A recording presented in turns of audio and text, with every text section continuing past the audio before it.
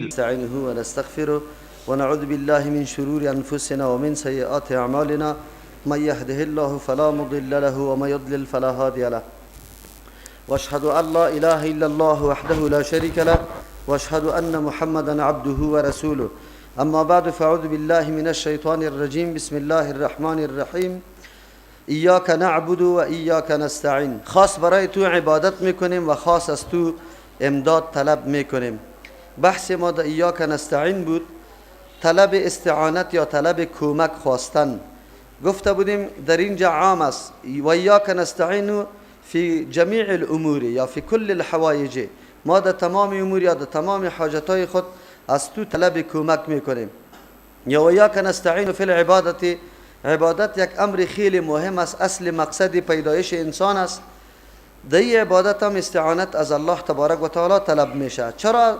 عبادت الله تبارک و تعالی را به طریق مداوم انجام دادن، ای که مقبول به نزد الله تبارک و تعالی باشه، دوچار خلل ها نشه و ریا و سمعت دی نبیه، اخلاص و صداقت از پیشش نروه، ای کلش به استعانت الله تبارک و تعالی صورت میگیره.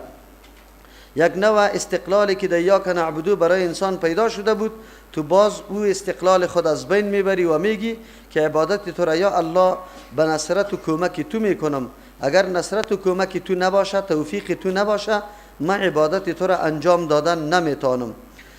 در اینجا قاعده خو ایسته که طلب کمک غیر از الله تبارک و تعالی خو در امور و زندگی انسان ها خیلی زیاد واقع میشه، بلکه نقطه که سبب ارتباط در بین کل افراد انسان ها میشه، این عبارت از اینمی احتیاجات هر فرد انسان برای دیگر است.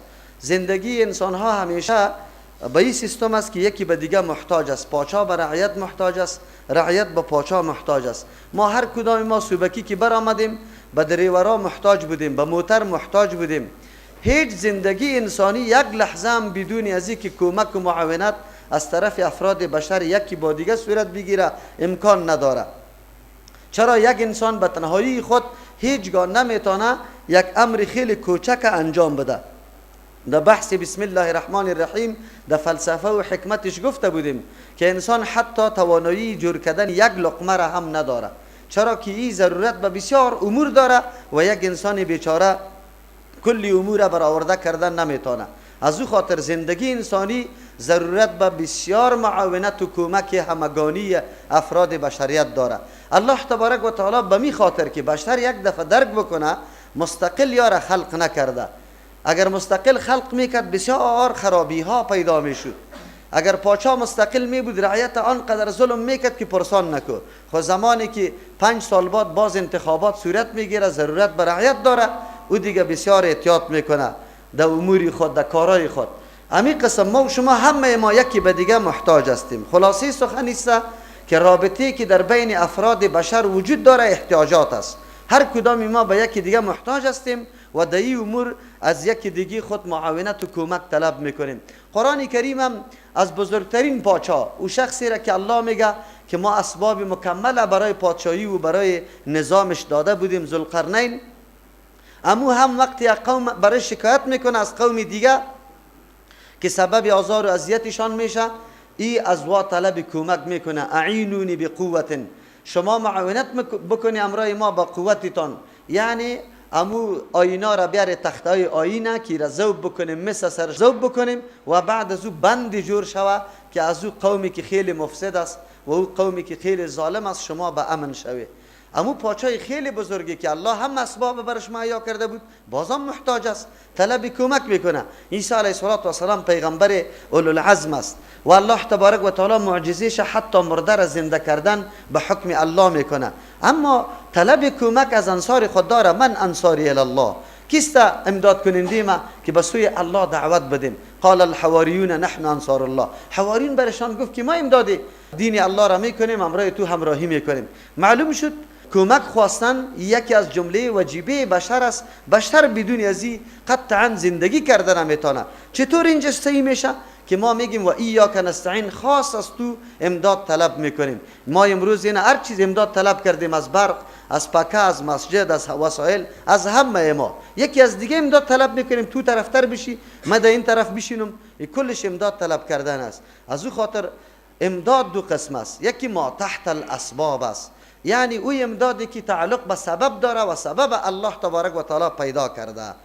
اینجا امداد به ما تحت الاسباب این یکی از جمله ضرورت های انسانی است و یکی به دیگه کمک کرده میتونه و در قدرت بشر و انسان هست.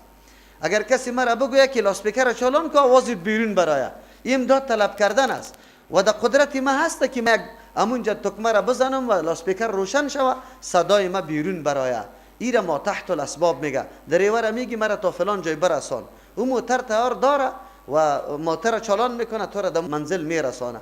ایره میگه کمک طلب کردن در ما تحت الاسباب، یعنی آن چیزایی که زیر اسباب قرار داره و در قدرت بشر است، توانایی بشر است. الله امی اسباب مسخر یا رام ساخته یا تابع ساخته برای استعمال امی بشر، امی انسان. این منع نیست، چرا که کل زندگی انسانی وابسته به می گپ است. خو یکی امداد طلب کردن ما فوق الاسباب است. این نقطه خیلی مهم است. خالق و مخلوق فرقش نمیسته. مخلوق هیچ کار بدون اسباب کردن نمیتونه، هیچ کار بدون اسباب. ما آواز خدا تا کمپنی را رسانده نمیتونم تا که تلفن نباشه، تا که اونجا آنتن نباشه، تا که روشن نباشه تلفن، تا که بطریش چارج نباشه، نمیتونم آواز خود در اونجا برسانم. چرا؟ ما فوق الاسباب است.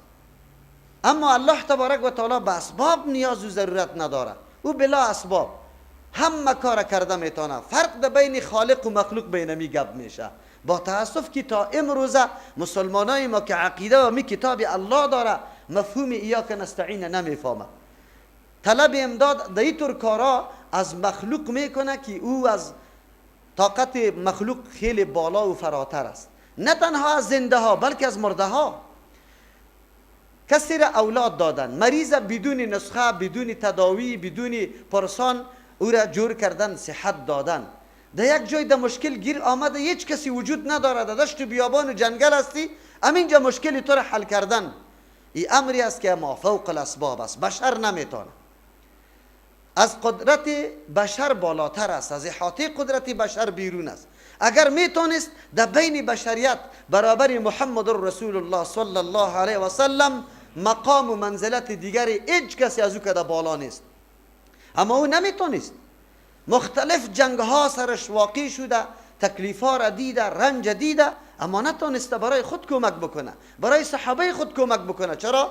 با خاطری که ما فوق الاسباب است. او از احاطه اسباب بیرون است، در قدرت انسان قرار نداره. خیر وقتی گپ فهمیدیم که یکی کمک طلب کردن بالا از اسباب است، یکی در زیر اسباب است. کمک طلب کردن زیر اسباب که در احاطه و قدرت بشر است، این امر ضروری و زندگی انسانی است. اما از او که در بالا، از اسباب که در بالا، قطعا شده نمیتونه که انسان او را پوره بکنه. اینی فرق در بین خالق و مخلوق هم شد. مخلوق بلا اسباب کاری کرده نمیتونه، خالق بلا اسباب کاری کرده میتونه. در اسباب تاثیرات هم الله تبارک و تعالی انداخته. این برای ما واضح شد که ما فوق الاسباب کمک غیر از الله از کسی دیگری نمیخواهیم. خب متوجه باشه، قرآن کریم سوره فاتحه طور سوره نیست. یقینا اگر این ما بدانیم واقعیتش، ایمان ما درست میشه، عقیده ما درست میشه. خب ما میخوانیم در هر رکعت نماز، اما مطلبش یاد نداریم. در یک موتر نشسته بودم، این بار بار واقعه را بیان میکنم، امی قصه خدا. یک کسی برام زنگ زد که مولوی صاحب یک مریض است، ما در غزنی ببریم یا نه؟ ما برش گفتم که نه، اینا درست است، ناجایز است. یک جوان می پشتی سر بود، گفت چرا استاد میگی که نبره؟ بسیار با قهر و غضب سر ما گفت. ما فهمیدم که آدم تا حالی را درک نکرده واقعیت، حالی دیگه گپی بزنم که خودش قناعت بکنه. اگر بریزید دلیل نقلی بگویم نمیپذیره، در ذهنش گپ نشست از اول. ما برش گفتم بیادرم کدام وقت مریض شده ای؟ گفت بله. چرا نه؟ ما پیش دکتر رفته ای؟ گفت بله. ما گفتم که پیش دکتر بری، اول دکتر چی میگه؟ پرسان میکنه کدام جای درد میکنه، چند روز میشه از مریضی، باز حالی فشار خودم میگذاره، باز بعد از معاینگک یک چند پرزگک برات می ایره عکس بگی، ایره لابراتواری کو. پس از جمع شدن معلومات باز بری تو نسخه نوشته میکنه، برات میگه این دوا را به این سیستم و کیفیت بخو، ان شاء الله جور میشی. همین تو راست یا نیست؟ گفت بله هست. ما گفتم خیرمی مریضی که در غزنی ببریم، اونجا کسی هست که پرسان کنه که کدام جای درد میکنه؟ گفت نه. ما گفتم کسی هست که معاینه کنه می دردای زیر وجود یا زیر؟ گفت نه. ما گفتم پرزه میده که لابراتواری و عکس از زیر بگیره؟ گفت نه. نسخه میده؟ گفت نه. ما چی طور جور میشه؟ گفت همون طور جور میشه. اولیای بزرگ است اوجا. ما خیلی خوب. وقتی که بلا نسخه، بلا معاینه، بلا پرسان، همه گپا، یک زیارت غزنی هم مریض جور کده میتونه، خیر فرق ده بین الله و یک زیارت غزنی ده چی چیز است؟ این مردکه ایران شد دیگه، جواب نداشت. همین یک دفعه همین دست خود در پیشانی زد، گفت استاد الله تو را اجر بده، من خود تالی را دمی عقیده بودم که مریض در غزنی جور میشه. تعالی را مردم ما درک کرده نمیتونه که چه قسم جور شود. بله، مسئله کرامت است. مسئله کرامت دیروز براتون گفتم که امری است که الله جاری میسازه. معجزه پیغمبر در اختیار پیغمبر نیست، کرامت ولی در اختیار ولی نیست، این را الله جاری میسازه. معجزه را برای اثبات نبوت پیغمبری خود جاری میسازه، برای اثبات نبوت در موقعی که ضرورت میشه ادعای نبوت میکنه، معجزه را صادر میکنه. اما در دیگه جاها بازی را صادر نمیکنه.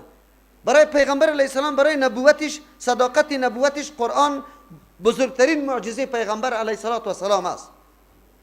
دیگه معجزه های خرد خیلی زیاد داره.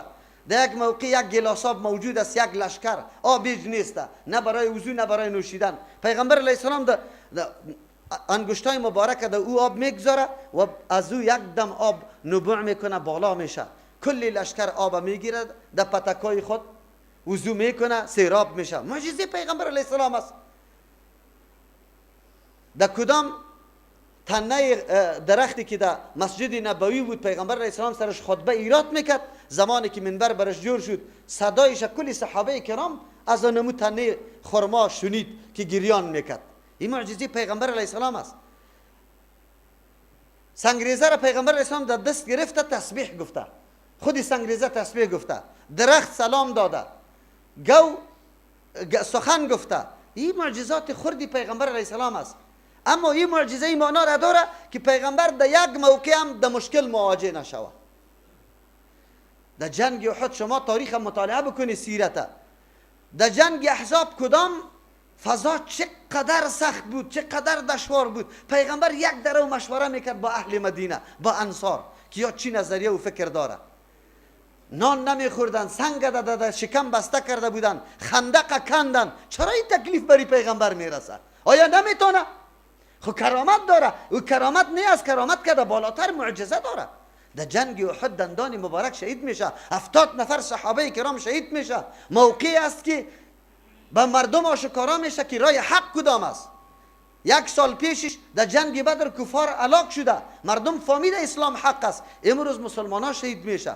مردم یک دم مفکوری غلطی دیگه در ذهنشان پیدا میشه، میگن اسلام حق نیست. نعوذ بالله. چرا نمیتونه پیغمبر؟ خب گوشیتان باز کنه که کرامت و معجزه در اختیار الله است. این معنا را نداره که پیغمبر عالی مشکل کشاست، پیغمبر عالی اولاد میده، پیغمبر عالی حاجت مردم روا میکنه. این کار کرده نمیتونه. چرا؟ معجزه پیغمبر این معنا و مفهوم نداره که او مشکلات را دفع کنه، او حاجت را روا کنه. آیا مشکلاتی که در زمان پیغمبر برای صحابه پیدا شده، مختلف مشکلات ها، اقتصادی مشکل، غیر از او مریضی، مشکل مریضی پیدا شده، او پیغمبر علیه السلام او را پوره کرده، دفع کرده؟ کلا قطعا نه. در حالی که پیغمبر معجزه داشت، خیر چرا پوره کرده نمیتونه؟ پس اینجا معجزه، وقتی که پیغمبر معجزه داره لیکن کسی را اولاد داده نمیتونه. اولاد نه، خودی پیغمبر علیه السلام داعی است، ضرورت داره به اولاد ذکور که وا کلش دعوتگرا باشه، آینده امین نقش و قدم پیغمبر زنده نگاه بکنه، به مردم دعوت بده. آیا توانایی داره پیغمبر علیه السلام که یک بچه برش حیات و زنده باقی بمانه؟ 3 پسر و فرزند پیغمبر در حالت خردی وفات میکنه. باید پیغمبر فرزندای بزرگ می داشت، راه دعوت ادامه میداد. چرا نمیتونه؟ عجیب گپ خو اینجاست که مختلف مشکلات آمده. امروز این دین به مردم چه قسم علما تشریح میکنه به مردم؟ مردم میگه که ولی کرامت داره، بس دیگه مشکل کشام است، حاجت روام است، اولادم داده میتونه و همه مشکلات مردم رفع کرده میتونه. همین عقیده وجود داره یا نداره؟ بگوی. ولی مردم گاهی هم سری بحث نکرده که کرامت چی را میگه. کرامت ظاهر کردن یک امر برای عزتمندی بنده خود الله تبارک و تعالی در دستش یک دفعه ظاهر میکنه، لیکن یک دفعه ظاهر کردن معنا و مفهوم ازیر نداره که او همیشه حاجت رواست. امروز ببینه دیروز یک مجموعه از ریش سفیدا در پیش ما آمده، نمایندگی از یک علمایی میکنه که اون علما ان شاء الله ثابت میشه که اون علما مسلمان گفته میشه یا نه. اول خو سرما انتقاد اعتراض داره، باز بعد از او خود نماینده معرفی میکنه که نه ما خو عالم نیستیم، ما برای جر بحث نامدیم، ما پیام آوردیم. که پیام آوردی انتقاد چرا داری؟ اعتراض چرا داری؟ وی هیچ کس میگه در قبر سجده نمیکنه، از قبر نمیخواه. ما گفتم بیار که ما تو را ببینم، یک چهارشنبه ما تو را ببینم که 1000 نفر برات نشان بدم در شای دوشمشیره، در سری باغی بالا، در شهدای صالحین، که همینطور استاد کنم تا که ببینی که همینطور خود میگه که ما آمدیم اولاد بده. آلوچکا در قبر انداخته نشده؟ نامای اولادا را سخیدات نگذاشته؟ نگذاشته؟ عجیب است. این مردم هنوزم از حقیقت انکار میکنه. این مردم میگه مکابره امیره میگه روز روشن شده، آفتاب چشم روز برآمده، او تو میگی نه نبرآمده، تاریک است، شب است. عجیب گپ هستم. ما ایران مانده، این بزرگای ماست، اون مردمای ماست که بسیار خود یک پوهو هر کدام وکیل و واجی و این فلان است، یا تعالی حقیقت ها را درک نکرده. از کی گیله بکنیم؟ مفهوم آیت ایاک نستعین چیست؟ یا الله ما طلب امداد میکنیم از تو در تمام حوایج و تکالیف خود. در کدام امداد؟ او امدادی که از طاقت و توانمندی بشر چیست؟ بالاست. بلا اسباب بر ما همه چیز حاصل شود، ما از الله تبارک و تعالی طلب میکنیم.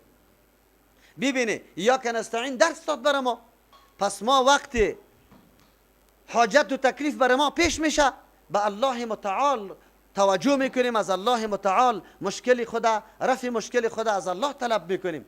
امیر بندگی میگه. این چه معنا داره؟ معنا این شد بنده تو عاجزی خود اظهار میکنی که یا الله در این امور مفلج هستم، اگر استعانتی تو نباشه هیچ کاری را کرده نمیتونم. و ایاک نستعین امی مطلب داره.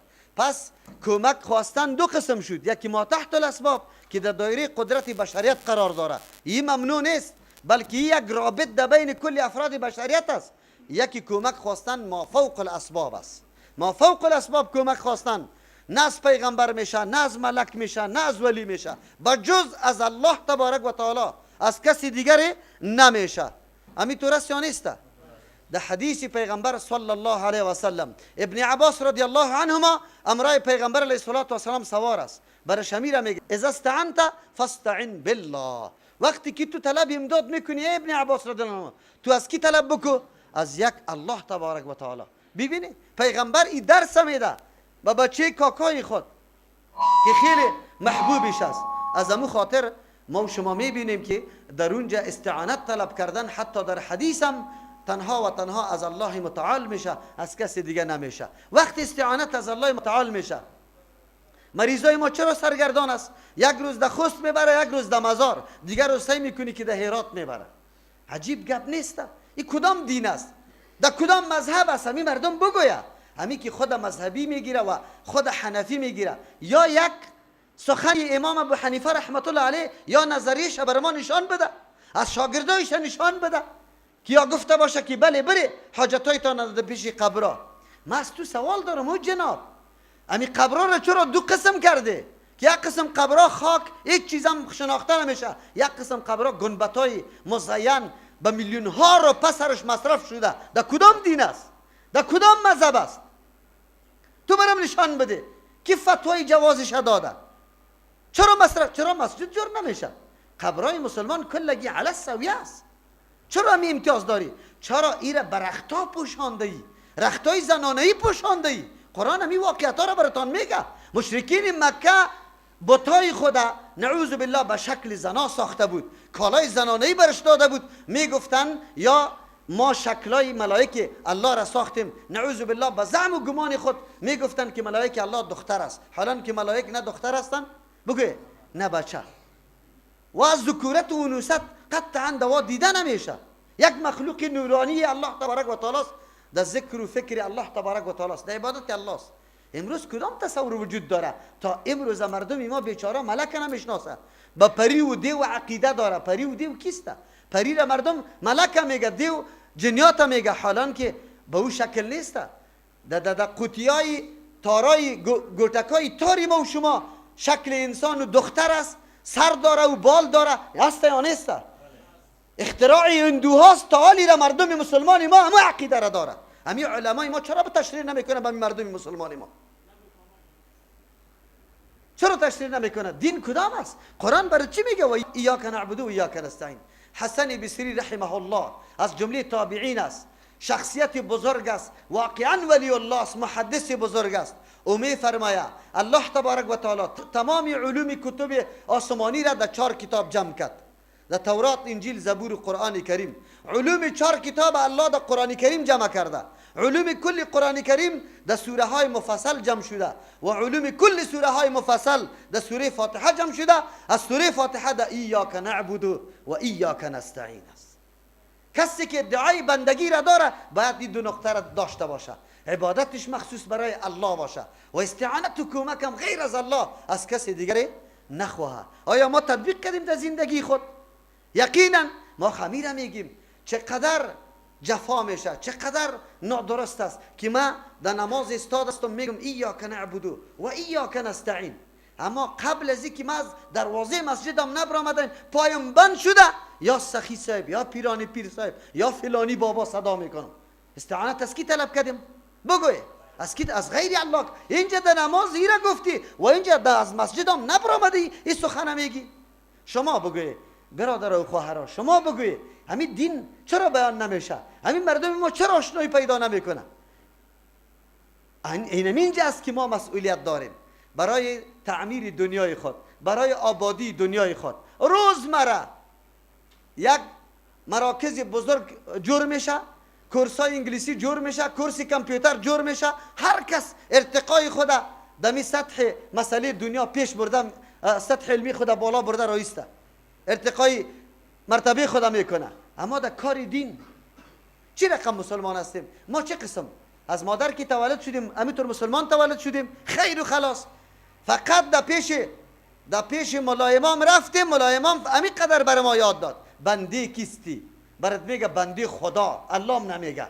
امت کیستی؟ محمد رسول الله. دوستاری کیستی؟ 4 یار با صفا. تو دوستاری صحابه دیگه نیستی؟ تنها 1 4 یار است. تو دوستاری مؤمنای مخلص از کل مؤمنان نیستی؟ موالات چی را میگه؟ مولای ما اینمی درس میداد، دیگه کس دوست نداشته باش. راستی تا نبگویه در عسکری که میرفتی که موترا بیرق بالا میکرده، جلبی عسکری میآمد، در موترا چی میگفتی؟ اهل تشیع میگفت یا علی، او شما سنیا میگفتی یا 4 یار. میگفتی نمیگفتی؟ این دین است؟ با کی آواز میدادیم؟ امروز مردم ما را ملامت میکنه یک شما ملاسته، سابق علما نبود. ما این کار نمیکنیم که سابق علما نبود. سابق علما بود خو مردم هیچ چیزی هم نگفته بود. در موترا با آواز بلند یا 4 یار میگفتن. این معنای ازیره نداره که ما 4 یار دوست نداریم. معنای ازیره داره که ما چرا دوستی با صحابه کرام نمیکنیم، با کل مؤمنان.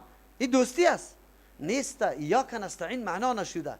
برادر و خواهران، ما که در این دین خود عقیده داریم، ما مسئول هستیم که دین خود بدانیم. در یک جای کسی رفته برش گفته که بنده کیستی؟ بچه هست در بین خود جر و بحث داره. یک بچه گفته که بنده الله، باز گفته امت کیستی؟ محمد رسول الله. باز گفته که دوستاری کیستی؟ این گفته دوستار چی مانا؟ گفت دوستار. گفت دوستاری کلی مومنا. گفت نه، تو راه را غلط کرده، بی دین شده. دوستاری 4 یاری با صفا، 4 یاری با صفا را دوست داشته باش، دیگه ایش را خاک بنداز. ما همون فرقه های را داریم که 5 صحابی را میگه مسلمان باقی مانده، دیگه کل صحابه پیغمبر مرتد شده، نعوذ بالله. میگه همین فرقه وجود داره یا نداره؟ مردم قطش خیشیام کرده رایسته. بگوی دمی کابلیتان دخترایتان تقدیم میکنه برش، آیا از عقیده و نفر پرسان کردی که عقیده به الله داره یا نه؟ دین میشناسه یا نه؟ شراب میخوره، نعوذ بالله، از الله منکر میشه، دین توهین میکنه، بازم دختری تا داده رایستی. تو پدر چطور توقعی جنت داری؟ در روز قیامت الله از تو سوال نمیکنه. عجیب است. ما تعالی را از یهود پرسان شدن، گفت بهترین قوم یا طایفه شما کدام هستند؟ گفت یاران موسی علیه السلام، کسی که با موسی علیه السلام همراه بودند. از نصارا پرسان شدن، میگه بزرگترین طایفه کی بودند در بین شما؟ خوبترین طایفه؟ گفت حواریون عیسی علیه السلام. ولی زمانی که از امت پیغمبر سوال میشه که نعوذ بالله بدترین امت کیست؟ یا براتان میگه صحابه پیغمبر صلی الله علیه و سلم. نعوذ بالله. ببینید اینطور طایفه قابل خیشیست؟ قابل نشست و برخاست از قطش؟ قطعا نیست. اگر تو دین داشته باشی. دین از طریقی کی برای ما آمده؟ میاه بخیر قل من کان عدوا لجبریل. در اون جمعیه دسیسه یهود برای ما و شما قرآن بیان میکنه که دین از اصل از بین میبره. ولی ما کجاستیم؟ امروز امو گپا وجود داره. شما ببینه امی برادرای ما در عاشورای خود یک رخته ببینه که یا الله نوشته باشه، یا ابوالفضل، یا حسین، یا علی، یا فاطمه زهرا. امی گپ است یا نیست؟ چرا آواز داده میشه؟ برای چی داده میشه؟ مقصدش چیست؟ قطعی یا محمد دوستا قطع ما مناظره میکرد. من گفتم چرا میگی یا محمد؟ اگر تو میگی که محمد یا محمد بگویم، او صدای مرا میشنوه، او مرا میبینه، حالات مرا چیستا مشاهده میکنه. خود تو الله جور کردیش. نعوذ بالله. اوی شرک صریح است. گفت نه من از برای محبت میگم. من گفت خیلی خوب، محبت به پیغمبر داری، از او خاطر یا محمد میگی؟ تو خب بیادبی پیغمبر کرده روستی. با پدرت نامش میگیری؟ پدرت کی صدا میکنی؟ عبدالله نامی پدرت است، تو را به الله قسم به پدرت عبدالله گفته صدا میکنی؟ الله آیت قرآن منع نکرده در سوره نور که با پیغمبر به اینطور کلمات که مثل که بین خود صدا میکنه نکنه، بلکه با پیغمبر به کلمات تعظیمی و تشریفی آواز داده میشه. یا رسول الله، یا حبیب الله، یا نبی الله، یا خلیل الله، در وقتی که پیغمبر موجود بود. تو خو بیادبی پیغمبر میکنی. باز محبت پیغمبر عبادت است. چی است بگوی؟ محبت پیغمبر عبادت است. کسی که با پیغمبر محبت نداشته باشه کافر مطلق است. پس وقتی که عبادت شد طریقه محبت عبادت شد، طریقه عبادت پیغمبر به ما نشان داده. صحابه خودشان سوال کردن، گفت یا رسول الله سلام خو ما یاد گرفتیم که یکی با دیگر روبرو میشیم میگیم السلام علیکم و رحمت الله و برکاته، اما طریقه درود گفتن برای تو نمیدانیم چه قسم بگویم. پیغمبر برش میگه اللهم صل علی محمد و علی آل محمد کما صلیت علی ابراهیم و علی آل ابراهیم انک حمید مجید. این طریقه محبت است. محبت با پیغمبر به پیروی سنتش میشه. تو دنبال سنتش بگرد، سنت پیغمبر برات معلوم شد سرش عمل بکو، از هیچ کس نترس. مرا مردم ملامت میکنه شاگردای طرف الیدین نداده، هر جا جنجال برپا کرده. بان که سنت مرده پیغمبر را زنده کنه. تو هم بدونی که امی یک سنت پیغمبر است، تولی را نمیدانستی، شکری الله را بکش که از طریق امی شاگردی تو سنت پیغمبر را شناختی. تولی را نمیشناختی، توی را هیچ نمیشناختی، شکری از این را بکش که تو سنت پیغمبر آشنا شوی که یک سنت یک عمل پیغمبر علیه السلام است. چرا اینطور میکنی؟ ایاک نستعین است. خاص از تو امداد طلب میکنیم. کل بندگی امی دو نقطه داره. از او خاطر ابن قیم رحمت الله علیه میگه ار دو جمله فقط و فقط راز و سر کل قرآن کریم است. راز و سر سوره فاتحه است. بس چرا الله بندگان خود برای عبادت پیدا کرده؟ برای عبادت که پیدا کرد بندگی به دو چیز میشه، یکی عبادت به الله، یکی طلب کمک از الله. تو محتاج هستی. از اول از صفر که تو شروع میکنی تا که در قبر مانده میشی محتاج محتاج محتاج. حوایجت از کی طلب بکو؟ از الله تبارک و تعالی. و ایاک نستعین، خاص از تو امداد طلب میکنیم. شما بگوید دیگه که حال ملت ما چی میکنه؟ از الله امداد طلب میکنه؟ ما دل نسوزانیم امی مردم؟ نماز میخونه، روزه میگیره، حج میکنه، زکات میده، لیکن نعوذ بالله در عقیده شرک وفات میکنه. بیا دیگه دل بسوزانیم، امی مردم و ملت بیچاره را بفهمانیم که دین کدام چیز است. اهدینا الصراط المستقیم. کمتر میگیریم گپا را. یا الله برای ما راه درست مستقیم هدایت بکو. انسان بسیار حاجتای خیلی زیاد داره، خیلی زیاد. ما به طعام، به تنفس، به نوشیدن، به همه گپا ضرورت داریم. قدم که میگذاریم بجز از احتیاجی دیگه کار از ما نیست. همیشه ضرورت داریم، اما در بین ضرورت های انسانی کدام چیز خیلی مهم است که سرنوشت انسان هم در دنیا درست شوه و هم در آخرت درست شوه؟ کدام چیز است؟ پیدا کردن راهی کی مستقیم. امتهای خیلی گوناگون بسیار تلاش و کوشش کرده. رهبان نصارا در غارا پناه بردن، خود از تمام نعمتها و لذتها محروم کردن به خاطر از اینکه راه مستقیم پیدا بکنه. یهود هم بسیار علمای بزرگ داشت، تلاش میکردن که راه مستقیم پیدا بکنه. بت پرستان پشت راه مستقیم میگرده، آتش پرستان پشت راه مستقیم میگرده، هندوان پشت راه مستقیم میگرده. در دنیا اینطور طایفه نیست که پشت راه مستقیم نگرده. هر کدام تلاش داره که ما باید راه مستقیم پیدا کنم که سبب سعادت و نیکبختیم در دنیا هم شوه و در آخرت هم شوه. خو راه مستقیم کدام است؟ راه مستقیم توسط مفکوره خود انسان جور میشه، یعنی که او راه را که الله تبارک و تعالی که عالم به غیب است، عالم به اسرار است، عالم به مصلحت هاست، عالم به نتیجه است، عالم به اسباب است، کل گپا را او میدانه یا او تعیین کرده باشه. کدام راه است؟ راهی را که الله تبارک و تعالی تعیین کرده. ما همیشه دعوا داریم دین اسلام دین واقعی است، حقیقت است، یک دین است که یقینا هیچ پرسش تو لا ینحل باقی نمیمانه، حتما جواب داده میشه. چرا؟ دلیل چیسته؟ این دین ساخته و پرداخته الله متعال است، الله خبیر است، الله علیم است، الله قادر است، الله رحمان است که هم احکام بنابر مهربانی خود وضع کرده برای مصلحت تو. الله از تو هیچ چیز تم توقع نداره، نه عوض میگیره، نه اجرت میگیره، نه غرض داره، همه گپا برای تو است. اما ادیان دیگه کلش ساخته و پرداختی مفکوره بشر است. یهودیت تام مفکوره های بشری قطعش یک جای شد، نصرانیت تام مفکوره های چی انسانی قطع شد. این دیگه دینا بودایسم و امروز اون کمونیسم و دیگه گپایش است، کلش ساخته و پرداختی ذهن بشر است. کدام بشر؟ بشری که یک ساعت بعد خود علم نداره که چی واقع میشه، چی حالت سرش میاد و چه رقم فیصله بکنه برای تو، قانونی وضع بکنه که یک سال بعد قانونی از او قابل عمل باشه. وضع کرده میتونه؟ از امو خاطر است که نقشه های یک دولت و مملکت در مورد شهرش سال به سال تغییر و تبدیل میشه. نفوس ازدیاد میکنه، سرکا کفایت نمیکنه. چرا؟ علم نداشت که یک سال بعد چقدر نفوس در کابل میآید. بشر و نمو رقم حالت است، اما قانونی الله تغییر میکنه. اما حکم الله که در زمان پیغمبر بود، اما حکم الله امروز هم است. لیکن حکم الله امروز نتیجهش بیخی واضح شده، بیخی مبرهن شده، بیخی معلوم شده، برای ما فهمیده میشه. گوشت خنزیر ممنوع و حرام است. چرا حرام است؟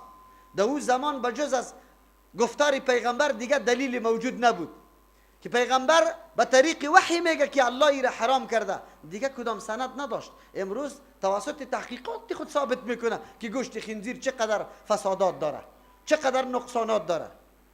از او خاطر است که در دین الله، در قانون الله، ولو که دنیا هر قدر پیشرفت بکنه بروه، فاصله دور شوه، حکم الله محکم است، تغییر و تبدیل در او نمیه. پس از او خاطر ما نیاز به صراط مستقیم داریم. اهدینا الصراط المستقیم که میگیم آلی برای ما معلوم میشه. اول ما خو گفتیم که یا که نعبدو و یا که نستعین، الله برای تو عبادت میکنیم، از تو مدد میخوایم. خب بزرگترین چیزی که ما نیاز داریم و از تو میخوایم او راهنمایی راه چی است؟ درست است، که راه درست برای ما راهنمایی شود. صراط مستقیم، هدایت چقدر ضروری است، چقدر ضروری هست. پیغمبر علیه السلام در دعاهای خود میگفت و دعا را خصوصا در نیمه شب در وقت تهجد خود میگفت. پیغمبر علیه السلام دعا میکرد: اللهم رب جبریل و میکائیل و اسرافیل فاطر السماوات والارض عالم الغیب والشهاده انت تحكم بین عبادك فيما كانوا فيه يختلفون اهدني لما اختلف فيه من الحق باذنك انك تهدي من تشاء الى صراط مستقیم. پیغمبر علیه السلام دعا را در نصف شب میکرد. پیغمبر است، لیکن بازم از الله تبارک و تعالی سوال چی را میکنه؟ ای اللهی که رب متصرف مالک جبرائیل و میکائیل و اسرافیل هستی، پیدا کننده آسمان ها و زمین هستی، عالم به غیب و شهادت است، یعنی چیزی حاضر و غایب مکمل را تو علم داری و تو فیصله میکنی در بین بنده هایت در اون مسائلی که بنده ها در او اختلاف داره. پیغمبر علیه السلام در دعای خود اشاره به این میکنه که در بین بنده ها اختلافات وجود داره، گروه های متنوع پیدا میشه. خود در حدیث دیگه میگه ستفترق امتی چی 73 فرقه، امتی ما 73 فرقه جور میشه. یهود و نصارا 72 فرقه شده، خب امتی ما 73 فرقه، کلهم فی النار، تمامیشان کلها فی النار، تمام فرقه آتش است الا واحده، بجز از یک فرقه. کدام فرقه است؟ حالی هر کس اهل سنت و الجماعت نامی خیلی زیباست، هر کس منصوب خود به او میکنه. اهل سنت و الجماعت کی است؟ اهل سنت معنی است که هر طریقی پیغمبر میشناسه، سرش عمل میکنه. سنت روش پیغمبر میگه، قول پیغمبر میگه، فعل پیغمبر میگه، تقریر پیغمبر میگه. اهل سنت وقتی میشی که از طریقی و روش پیغمبر نه کمی میکنه نه زیادتی. تو خو امروز از خود بدعت‌ها را ایجاد کرده، مردم دعوت به او میدی. چه قسم اهل سنت هستی؟ والجماعت، اهل جماعت است. صحابه کرام که کدام اعمال انجام داده که در حقیقت جنبه عملی تشریحات پیغمبر علیه السلام است، در او عمل میکنی، در او روان هستی. تو همون کارا را میکنی؟ تو همین کارای تا برای ما سند بده که یقینا در حدیث است، عمل صحابه است. دور نمیرم، یک مثال براتون میگم. ملاها خیلی زمزمه میکنه، میگه میلاد مسعود پیغمبر صلی الله علیه وسلم، محبت نداشته باشیم با پیغمبر، چطوری را تجلیل نکنیم؟ بیار یک سنده برای ما بیار.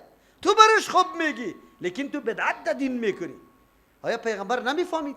آیا صحابه نمیفهمیدن؟ آیا صحابه با پیغمبر محبت نداشتن؟ آیا طریقه تجلیل زیر نمیدانستن؟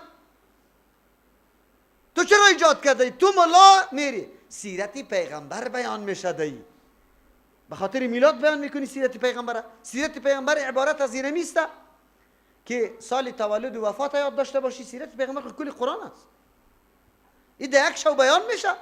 چرا تصورات دین شما تبدیل میکنه، تغییر میده؟ تصورات دین چرا تغییر میده؟ سیرت پیغمبر کل قرآن است. به مردم مسلمان بفهمان که سیرت پیغمبر قرآن است.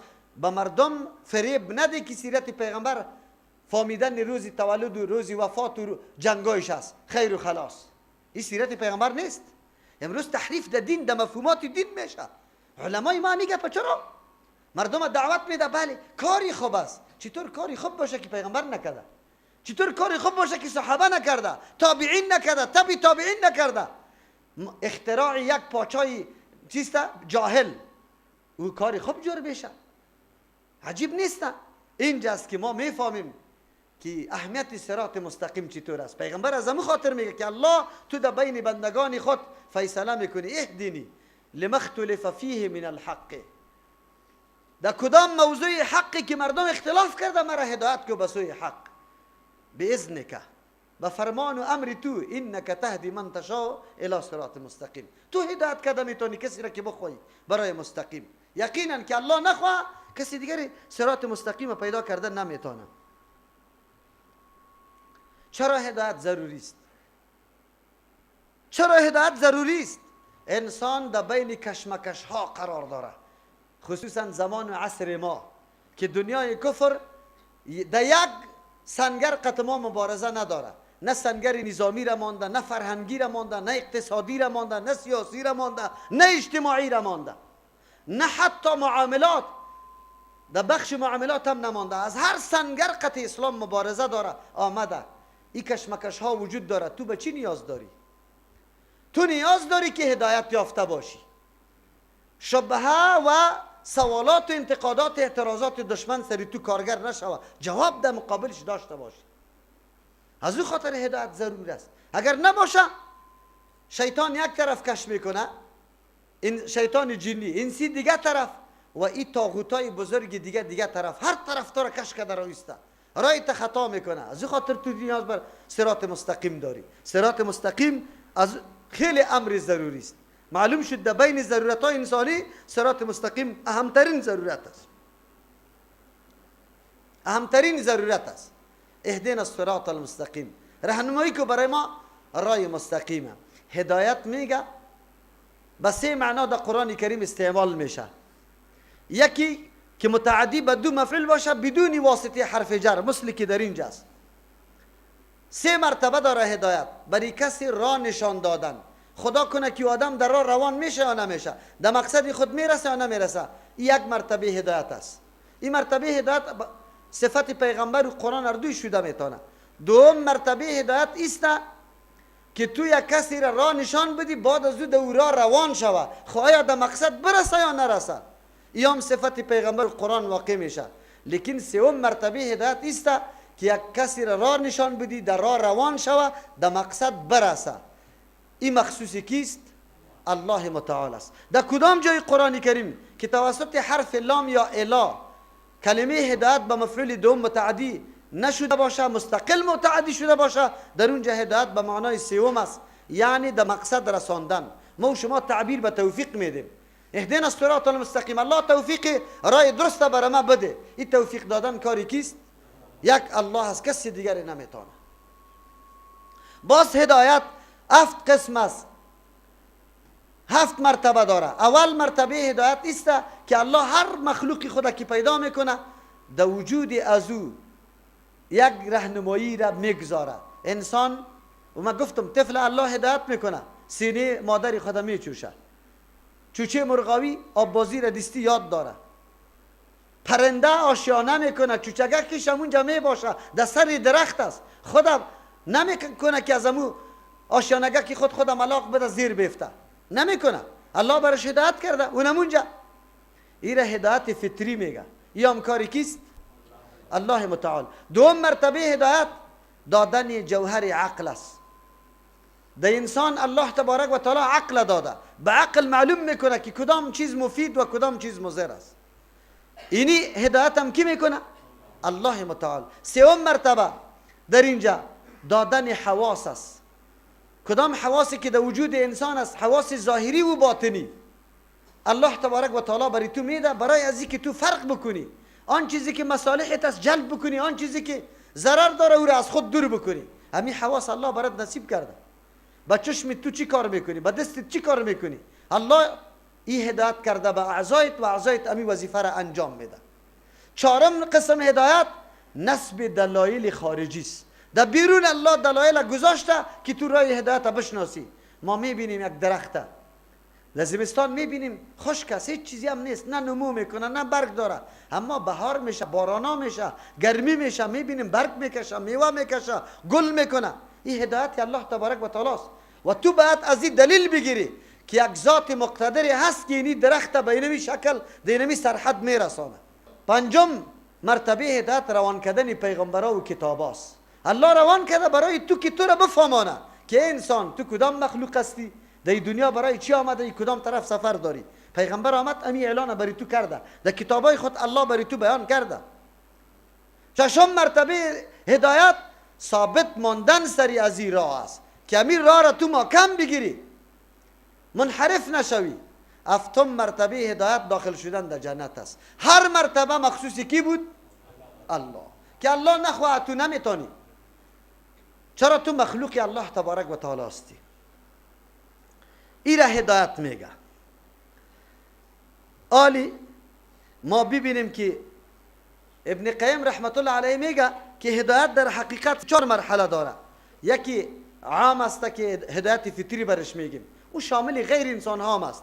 دوم به معنای دلالت که مستلزم اهتدا نیست، محض تو را راهنمایی میکنه، خود تو میروی یا نمیروی، که صفت قرآن و پیغمبرم واقع میشه. در سوم مرتبه به معنای توفیق است که خاص برای الله تبارک و تعالی است و او مستلزم راه یافتن است. چهارم به سوی جنت یا به سوی دوزخ روان کردن. این فرق در اصطلاح است، در حقیقت اونمو مراتب کلش در این شامل است. آلی هدایت کدام؟ ما چه قسم راه هدایت؟ راه مستقیمه که الله برای ما راهنمایی میکنه. راه مستقیم کدام است؟ صراط المستقیم. و در مقابل هدایت دلالت قرار داره. هدایت 4 مرحله داره. اول مرحله انابت است، دوم مرحله وصل است، سوم مرحله ثبات است یعنی استقامت است، و چهارم مرحله است که تو در نتیجه میرسی. در مقابلش دلالت هم اینمی قسم 4 مرتبه داره. اول انسان نوبت پیدا میکنه، یعنی در قلب خود احتیاجی احساس میکنی که من ضرورت برای روان شدن راه حق دارم. بعد از او باز تو وصل میکنی خدا، بعد از او استقامت اختیار میکنی، بعد از او در نتیجه تو نائل میشی، در مقصد خود میرسی. امی 4 درجه هدایت ما و شما در سوره کهف آیت 13 و 14 پیدا میکنیم. پیدا کردیم انشاءالله. اعوذ بالله من الشیطان الرجیم، بسم الله الرحمن الرحیم. الله تبارک و تعالی داستان اصحاب کهف بر ما میکنه. یادتان باشه جوانا در طول تاریخ خیلی زیاد تیر شده، از زمان آدم علیه السلام تا امروز آنقدر جوانا تیر شده که هیچ شمار کرده نمیتونیم. اما الله داستان اصحاب کهف چرا خاص میکنه؟ چرا از این جوانا تمجید میکنه؟ چرا این جوانا را داستانشان تا روز قیامت به طور یادگار در قرآن کریم الله ذکر میکنه؟ خبر داری؟ یا مردمانی بودن که ابتکار میکردن، دنبال روی مردم نبود، عقیده و عمل تقلیدی نداشت، مفکوره‌ای داشت. درس بگیری از این داستان. درس گرفته میتونی یا نه؟ انسان دنبال رو نمی باشه. الله برای از او عقل داده، الله برای از او مفکوره قوی داده. این باید تحقیق بکنه، تلاش بکنه که راه حق کدام است. اصحاب کهف مردمی بود که در روز جشن قوم رفته در دشت و بیابان، روز مذهبی خود عید میگیره، لیکن کارای میکنه که او قطعا در دین عقل و وجدان قبول نداره. یک نفر از قوم جدا میشه، در زیر یک درخت در سایه میشینه، 7 نفر جور میشه. در بین خود آخر سوال میکنه که چی انگیزه است؟ حتما یک انگیزه وجود داره که ما از قوم جدا شدیم در اینجا نشستیم. یکیش اظهار میکنه که من همین عمل قومی خدا میبینم که قطعا نادرست است، عقل سلیمی را قبول نداره. کلگی اظهار میکنه که بله ما به می خاطر دمید زیر درخت آمدیم. درک میکنه یا ایمانی تقلیدی نداره، دنبال روی پدر و بابا نیست. دنبال روی پدر و بابا وقتی میشه که پدر و بابا یقینا هم عاقل باشه، هم به هدایت باشن. اولو کان آباؤهم لا یعقلون شیئا ولا یهتدون. پدرایشان نه عقل داره و نه هدایت. یا بازم امی میگه که نحن چیسته بل نتبع ما الفینا علیه آباؤنا، ما تابعداری میکنیم از اون راه و روشی که پدرای خود یافتیم. امی گپ میزنه قرآن میگه پدرایشان نه عقل داشت نه راه هدایت. بازم هم یا راه پدرها را دنبال کرده؟ نه. الله مدح اصحاب کهف به خاطر میکنه که دنبال رو نیست. انبیاء علیهم السلام خیلی زیاد تیر شده، لیکن مدح ابراهیم خلیل چرا میشه؟ به خاطر که دنبال روی پدر نیست. مفکوری پدر غلط میابه، به بدر دلیلگویی را شروع میکنه. میگه این بتا را شما عبادت میکنی، این برای شما نفع میرسانه، ضرر میرسانه. ما هم دنبال رو نیستیم. ما خوشگوتری هر کس نمیپذیریم. ما تحقیق میکنیم که کدام سخن موافق با کتاب الله و سنت کیست که یافتیم از هر کسی که باشه قابل چی است؟ اتباع، قابل اتباع است. اصحاب کهف جمع شدن، عقیده متحد شد، دعوت شروع کردن. علیه اونمو مفکوری غلط قوم خود مبارزه را شروع کردن. قرآن مدحشان میکنه نحن نقص علیک نبأهم، ما قصه میکنیم بیان میکنیم بالای تو ای پیغمبر علیه السلام نبأهم، واقعه و داستانی از یاره بالحق. این کدام داستانی تاریخی نیست که زیر تاثیر حکومت‌ها و دولت‌ها و سیاست‌ها رفته باشه، حقیقت پوشانده باشه. چیزی خوب خراب تو بیان کرده باشه، خراب خوب بیان کرده باشه. نه، این بالکل واقعیت و حقیقت داره. این قرآن است، این تاریخ نیست. انهم فتیة آمنوا بربهم، یا جوانانی بودن، جوانان چی کردن؟ آمنوا بربهم، ایمان آوردن به او ذاتی که مالک و متصرفشان است. و زدناهم هدا، ما برشان هدایت زیاد کردیم. انابت پیدا کردن در اول مرحله، بعد از او وزدناهم هدا، وصل کردن خدا و ما هدایتشان زیاد کردیم. استقامت اختیار کردن، در جنجال واقع شدن، قوم در مقابل خیست، پادشاه برش اعلان اعدام کرد که در دینی ظرف اینی قدر روز اگر پس دین آبا و اجدادتان نمیگیره شما از بین میره. لیکن الله چی میگه؟ وقتی انابت پیدا کرد که ما انابت همونجا بود که از قوم جدا شدن، گفت نه، این کارایی که قوم میکنه این ناسالم است، این درست نیست، جدا شدن، این را انابت میگه. بعد از او دریافتن که ایمان به الله خالقی که از کل جهان باشه، رب العالمین باشه، به او ایمان ضروری است، این را وصل میگه. بعد از او الله برشان هدایت از یاد کرد، این را استقامت میگه. چهارم نتیجه چیست؟ ربط قلب. دل آلی محکم شد، بسته شد. دل که محکم و بسته شد و غیر از الله از کسی باز ترس نداری. آلی اگر تو را در آتش هم مندازه هیچ حراسی نداری، هنوز خوش میشی. ابراهیم خلیل الله را داستانشان مطالعه بکنی. آیا تنها ابراهیم هم اینطور بود؟ یعنی که در افراد امتی پیغمبر علیه السلام هم اینطور مردم پیدا میشه؟ خباب ابن عرط رضی الله عنه را دار آویزان کردن، چورتش خراب بود، 2 رکعت نماز گفت مرا اجازه بده که وضو بکنم 2 رکعت نفل بخوانم، که الحمدلله به خاطر دین الله در دار بالا میشه. شما واقعات ببینید، کسایی که در دیگ جوش انداخته میشد از ایمان برگشتن.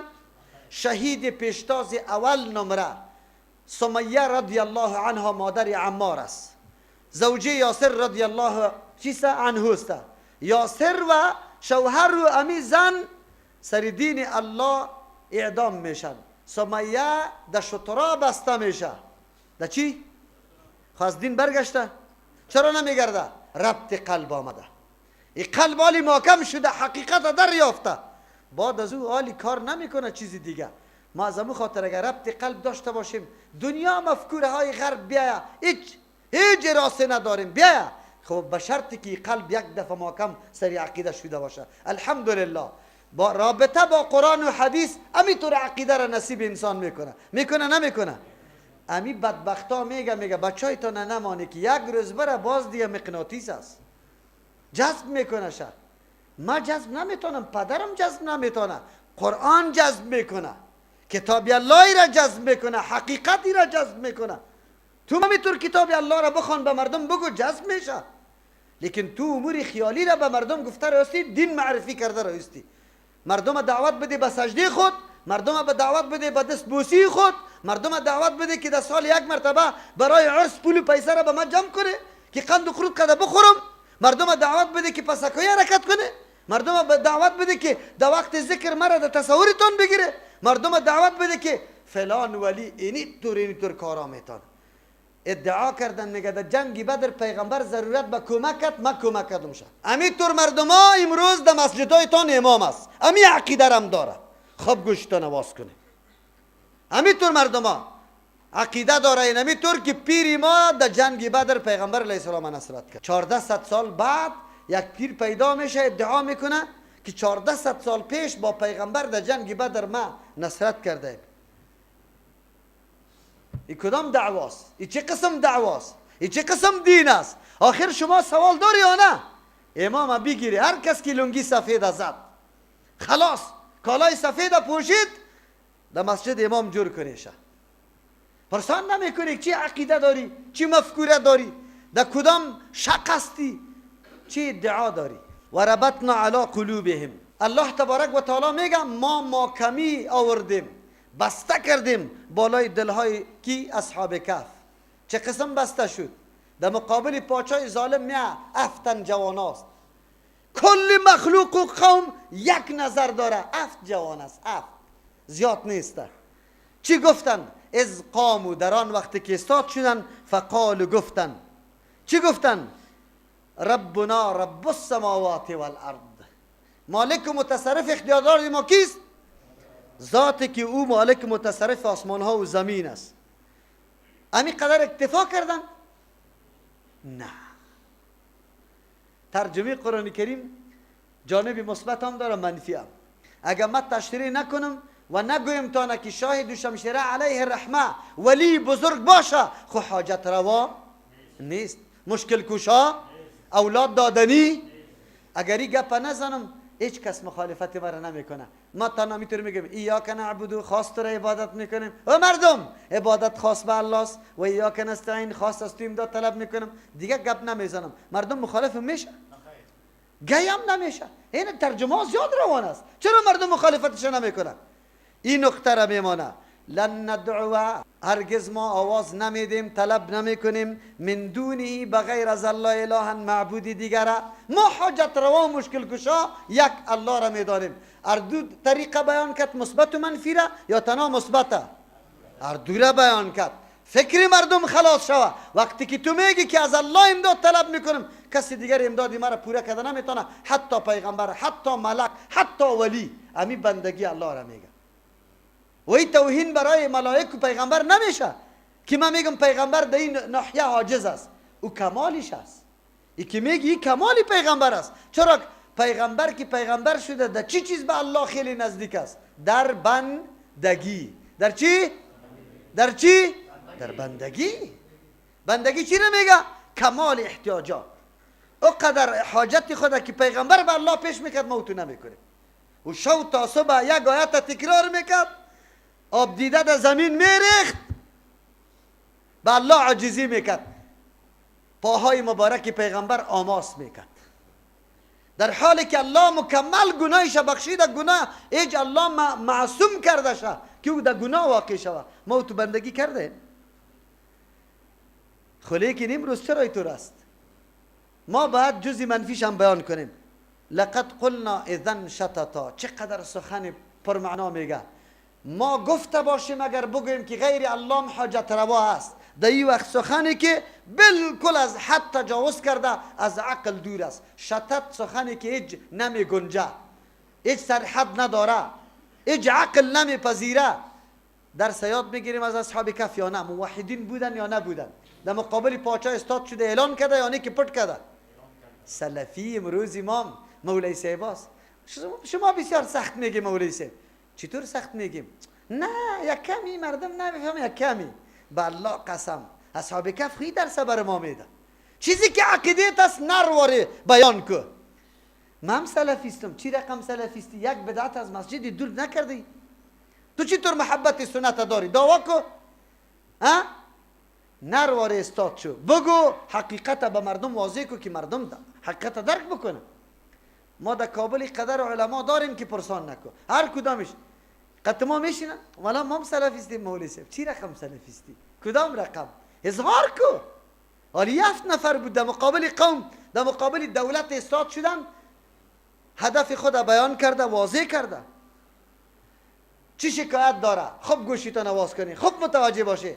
هاولای قومنا، اینمی مردما، این قومی ما، کاکاست، ماماست، بگوی پدر است، بیادر است، بگوی دیگه بچه کاکا، بچه ماما، قوم قوم قوم قوم است. امی جوانا میگه هاولای قومنا، اینمی قومی ما، اتخذوا جور کردن من دونه بغیر از الله تبارک و تعالی آلهتا معبودارا. یک معبود هم نه. برای سردردی در فلان قبر میره، برای زردی در فلان قبر میره، برای دیوانه جور شدن در فلان قبر میره. امی طور است یا نیست؟ امی طور است. هاولای قومنا، اینمی قوم ما، اتخذوا من دونی جور کردن بغیر از الله آلهتا معبودارا، حاجت رواها، مشکل کشاها را یا نام مانده برای از وای طور کار میکنه. چقدر خوب. طریقی دعوت هم برای ما یاد میده اصحاب کف. چی میگه؟ ما از قوم از این خاطر مخالفت نمیکنیم که قومی ماست، از این خاطر مخالفت میکنیم که کاری را که میکنن بی سند است، بی دلیل است. دلیل می آورد که ما هم تابعداریش میکردیم. لولا یاتونا، چرا آوردن نمیکنه علیهم به معبودای خود، به یکی عبادت معبودا را میکنه، مشکل کشا میدانه، بسلطان بین، با یک دلیلی که بالکل واضح باشه. روز نوروز است خدا جان جنده بالا می شود، از کرامت سخی جان کور بینا می شود. کدام کور؟ کدام کور؟ نفر دلار در اینجا دید، یک دم سرش حمله کردن، دلار بیچاره را بردن، الکی کور بینا شد. بیچاره را نه پیراهن برش ما، نه تنبال.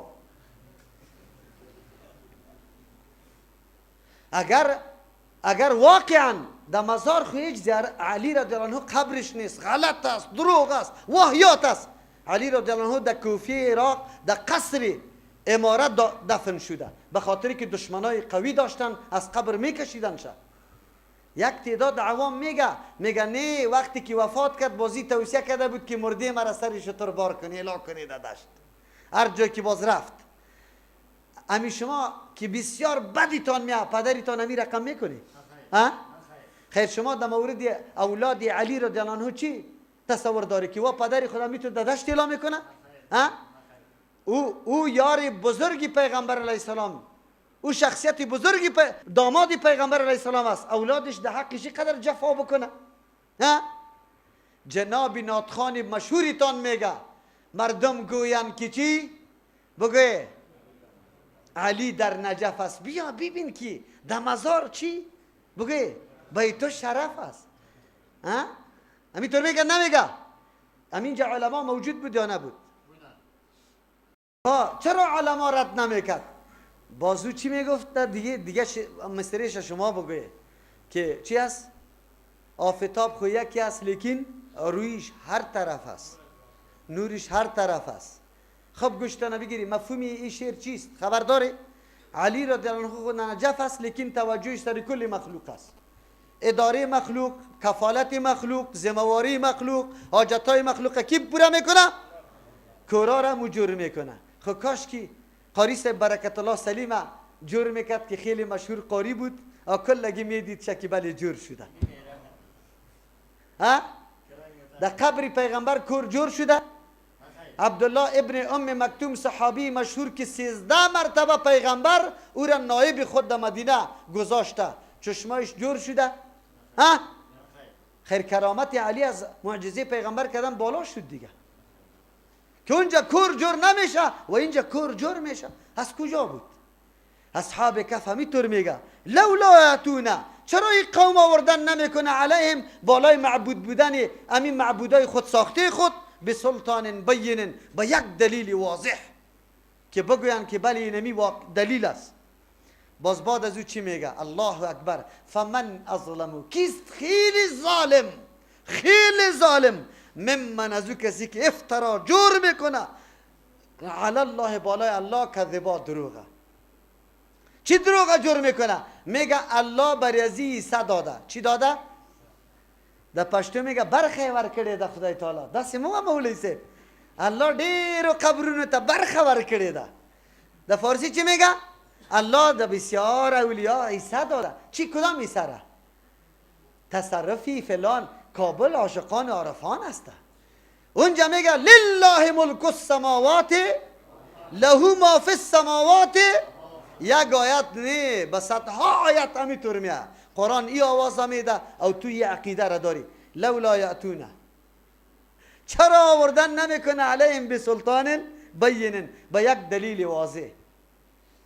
چرا آوردن نمیکنه؟ اصحاب کهف شناختی کدام مردم بودن؟ ابتکار کردن، با فکر و عقل خود در کار انداختن، جستجو کردن، دیدن، مطالعه کردن، ارزیابی کردن عمل کردی قوم خدا و بعد از او ترک کردن عمل کردی قوم خدا. بعد از او درک کردن که بله بندگی برای ذاتی است که آسمان و زمین در اختیارش است، دیگه کس لیاقت بندگی را نداره. چرا حاجت روا الله را ندانیم که ما قبرا را حاجت روا بدانیم؟ اصحاب کهف الله چرا مدحش بیان میکنه؟ به می خاطر خدا سر حد این مردم در این راه پخته شدن که قلبا چی شد؟ ماکم شد. در پیش پاچای ظالم بدون حراس اقرار کردن که نه، رب ما رب السماوات والارض. اعلان کرد برش که ماندنی تان نیستیم، یا نظرتان تبدیل کنی یا نه. 7 نفر در مقابل دولت زده میتونه؟ آخرین مرحله برای ما و شما ایسته که وقتی در این مرحله برسیم که توانایی مقابله را نداشتیم، آلی دین خدا حفاظت کنیم، بریم یک طرف هجرت بکنیم. هجرت کردن یا نه؟ در غار رفتن یا نه؟ خود تسلیم به طاغوت نشدن. شما جوانا اینمی توصیه است. شما جوانا را الله تبارک و تعالی همی توصیه را برایتان میکنه. در مقابل اینمی هدایت که 4 مرحله داشت، 4 مرحله دلالت و گمراهی است. اول مرحله دلالت و گمراهی چی است؟ شک و ریب است. شک برات پیدا میشه، تردد برات پیدا میشه در مقابل گپ حق. این اول مرتبه است. این در مقابل انابت است. کسی که انابت نداشته باشه هدایت برش حاصل نمیشه. کسی که شک و ریب داشته باشه، یا کسی که در دل میگه یاران در ترجمه برم یا نرم، هم یا وابیا نباشه. و برادر علی وابیست خو تو خو نعوذ بالله حیوان نیستی که هر ریسمان در گردنت پرت و تو را کش کنه. تو خو یک انسان عاقل، بالغ، دانشمند، اختیارمند، با تصرف، مالک تمام مفکوره و اراده خود هستی. مرا کسی گشتانده میتونه؟ خو میبینم الله بری من عقل داده، حواس داده، سنجش میکنم سخنا را. خب بله، پیغمبر علیه السلام چی میگفتن؟ چقدر مردم محروم بودن. میگن نروی که او شاعر است، نروی که کاهن است، نروی که ساحر است، نروی که دین پادرها را اله کرده صابیست، و نروی که او چیست؟ دیوانه است. نعوذ بالله. میگفتن نمیگفتن؟ لیکن او کسایی که پشت حق طلب میگشتن و برخلاف گفته های مردم میگفتن نه، صحابی یک صحابی است، جبیر ابن مطعم رضی الله عنه ان شاء الله، و میگه که ما آمدم، قوم بر ما آمد که همین یک آدم از پیش از او نروی. چرا؟ به خاطری که بسیار ساحر است، دین پدرای خود اله کرده، شاعر است، تو را میگردانه. گفت من یک دفعه در دل گفتم که چرا؟ ان شاء الله این نام صحابی را باز اگر خطا کرده باشم براتون میگم. گفت من گفتم که نه، من انسان عاقل هستم، ولی او آدم است، سخن میگه، یک دفعه میشنوم. گفت رفتم در تلاوت نمازش شنیدم. گفت به الله قسم کلام از زبان مبارک پیغمبر خارج میشد که مرا دیگه هم جذب کرده رایی بود و درک میکردم. این فکر میکردم که عجیب، این مردم ایره مجنون میگی، خو کلام در زبان میرانه که هوشیارترین مردم ایره گفتن نمیتونه. مردم ایره شاعر میگه، خو شعر نیسته. مردم ایره ساحر میگه، ساحر خو چلو ولو فریب و گپا نیرنگ داره، ای خو نیرنگ نداره. یک روز، دو روز، سه روز دیگه توانمندی دیگه باقی نماند به جز از اینکه با پیغمبر مجلس نکنم، اظهار ایمان نکنم. اموسته که با پیغمبر میشینه ایمان میاره و سبب ایمان قومی خود میشه، از اینجا دعوت میگیره و میره به قومی خود میگه که او مردم یقینا شخصیتی پیدا شده، دعوا داره، دعوایش حق است، اینی کلامش است، او بالکل با جز از قبول کردن ایران ما دیگر را نداریم، قومم قطش مکمل مسلمان میشه. لیکن الله خو موت را مفکوره داده، موتم بریم بشینیم. از ما سوال میکنه، میگه در فلان جای خانقاه است، در فلان جای درس تفسیر است، در فلان جای درس است، ما بریم یا نه؟ بریم بشینه، طول کنه. ترازو داره، ترازو را الله برای ما گذاشته، قرآن و چی؟ سنت رسول الله. ترکتم فیکم امرین لن تضلوا ما تمسکتم بهما، کتاب الله و سنتی. ترازو پیشیت است، تحقیق کو، گپی مرم نپذیر، گپی از او را نپذیر، گپی الله و رسول الله را بپذیر. مطابق بساز که امی گپا مطابق هستن یا نیستن. امی را برو. اینی را میگه که کسی شک و تردد داشته باشه هدایت برش حاصل نمیشه. اگر تو در خانه شک داشتی که آران برم یا نرم و بیا نباشه، تو این لذت قرآن درک کرده نمیتونستی.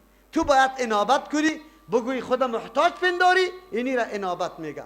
دوم مرتبه، او مرتبه اعراض است. شک و تردد که به کسی پیدا میشه، باز بعد از این اعراض میکنه، گم کن نمیرم در ترجمه قرآن کریم، چی کار دارم؟ شیطان خبیث هم دیگه وسوسه کرد که اینقدر قرآن کریم در یک ماه کی میشه که یاد بگیره؟ نمیشه، گم کن. یک لحظه و یک دقیقه مجلس قرآن کریم چقدر پرنور و پربرکت است؟ بگوی چقدر است؟ اگر آدم هیچ فرصت پیدا نمیتونه، یک ساعت پیدا میتونه، اما یک ساعت در مجلس قرآن باید تیر بکنه. در یک ساعت الله برای انسان بسیار امور میفهمانه، در قلب انسان میندازه. دوم مرتبه است. سوم مرتبه مرتبه جدال است، منازعه کردن. کسی که در راه باطل روان شوه اعراض از حق بکنه، بازمون مفکوری خود قطعی تو منازعه و بخش چی داره؟ جدال داره. امروز همون طور مردم ها هست، ما را به درس قرآن نمیمانه، میگه بیا مناظره میکنیم. ریش سفیدا همی خاطر آمده بود که شما مناظره بکنی. باز ما گفتیم که ما خو در رمضان مناظره نمیکنیم، ما درس ها داریم. بعد از رمضان باز بنا بر شرایط شما معتبرخانه که آمده ضمانت کنه.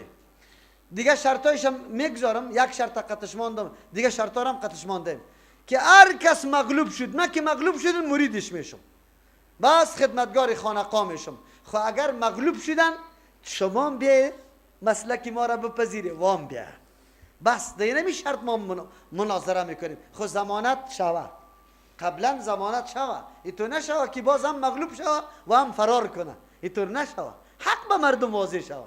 این بینمی شرط مناظره میکنیم، جدال قطع میکنه، منازعه میکنه در امر حق. این سوم مرتبه است. چهارم مرتبه او را ختم قلب میگه، اونجا در مقابلش ربط القلب بود. در این امر باطل در سرحد میرسی که کدام استعدادی پذیرش الله بر داده بود، اما استعداد مکمل ختم میشه، لا کمور میشه دیگه. حالی نه تقریر، نه تبلیغ، نه قرآن، نه حدیث، هیچ چیز سر تو تاثیر نمیکنه، خلاص نعوذ بالله. این را ختم الله علی قلوبهم است. این مرتبه است. او طرف هدایت، این طرف دلالت، یا مرتبه ها در بین خود داره، کلی از یاره داره. حالی امی مرتبه ها را علاجش میتونیم یا نه؟ علاجی مرتبه های دلالت توسط چی میشه؟ میکشیم سوره یونس آیت 57 که ما امی مرتبه های دلالت و گمراهی را توسط چی علاج کنیم. بعد از او براتان واضح میشه که به قرآن چقدر ضرورت داریم. سوره یونس در پاره 11 نمبری سوره 10 است، آیت 57. اگر کسی مبتلا به شک باشه، اگر کسی مبتلا به اعراض باشه، اگر کسی مبتلا به جدال و یا به ختم قلب باشه، علاج داره؟ بله، قرآن کریم برای ما بیان میکنه. پیدا کردی انشاءالله. اعوذ بالله من الشیطان الرجیم، بسم الله الرحمن الرحیم.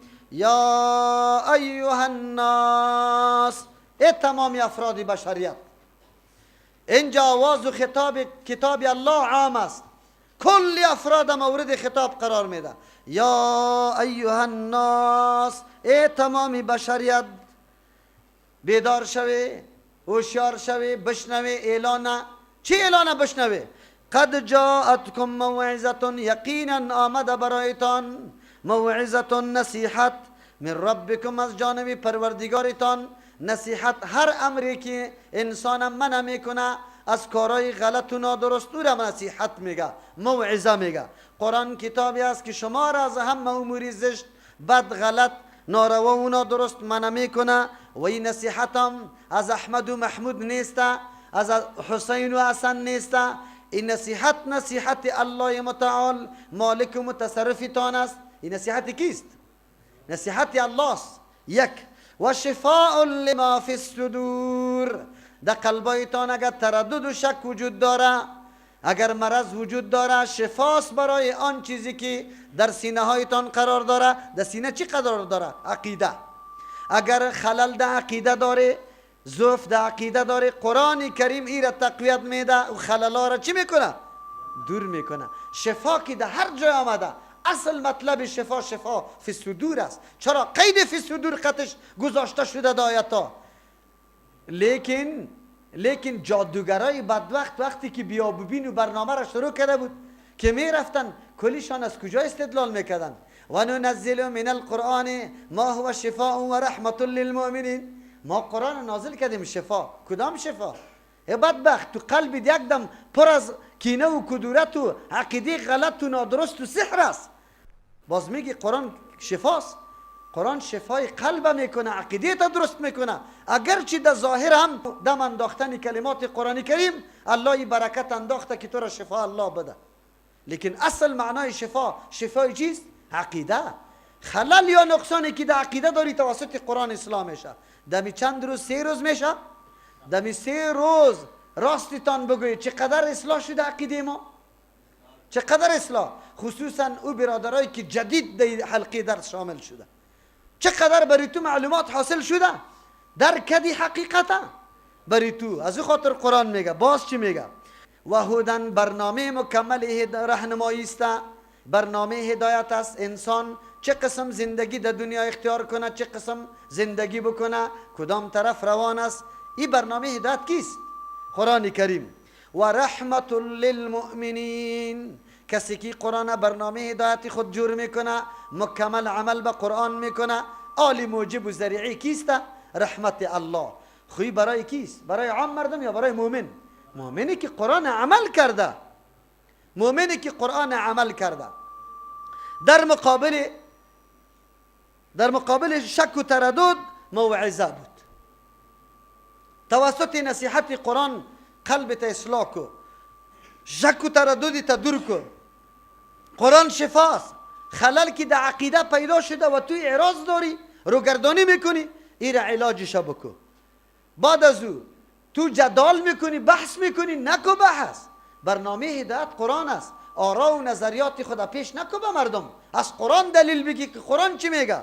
چهارم، عمل سری کتاب الله بکو که ذریعه رحمت الله است. هر چهار مرض گم میشه. بعد از او الله چی میگه؟ این بشارت، این آیت هم میخوانم که شما مشترکین درس قرآن یکمی خوش شوه.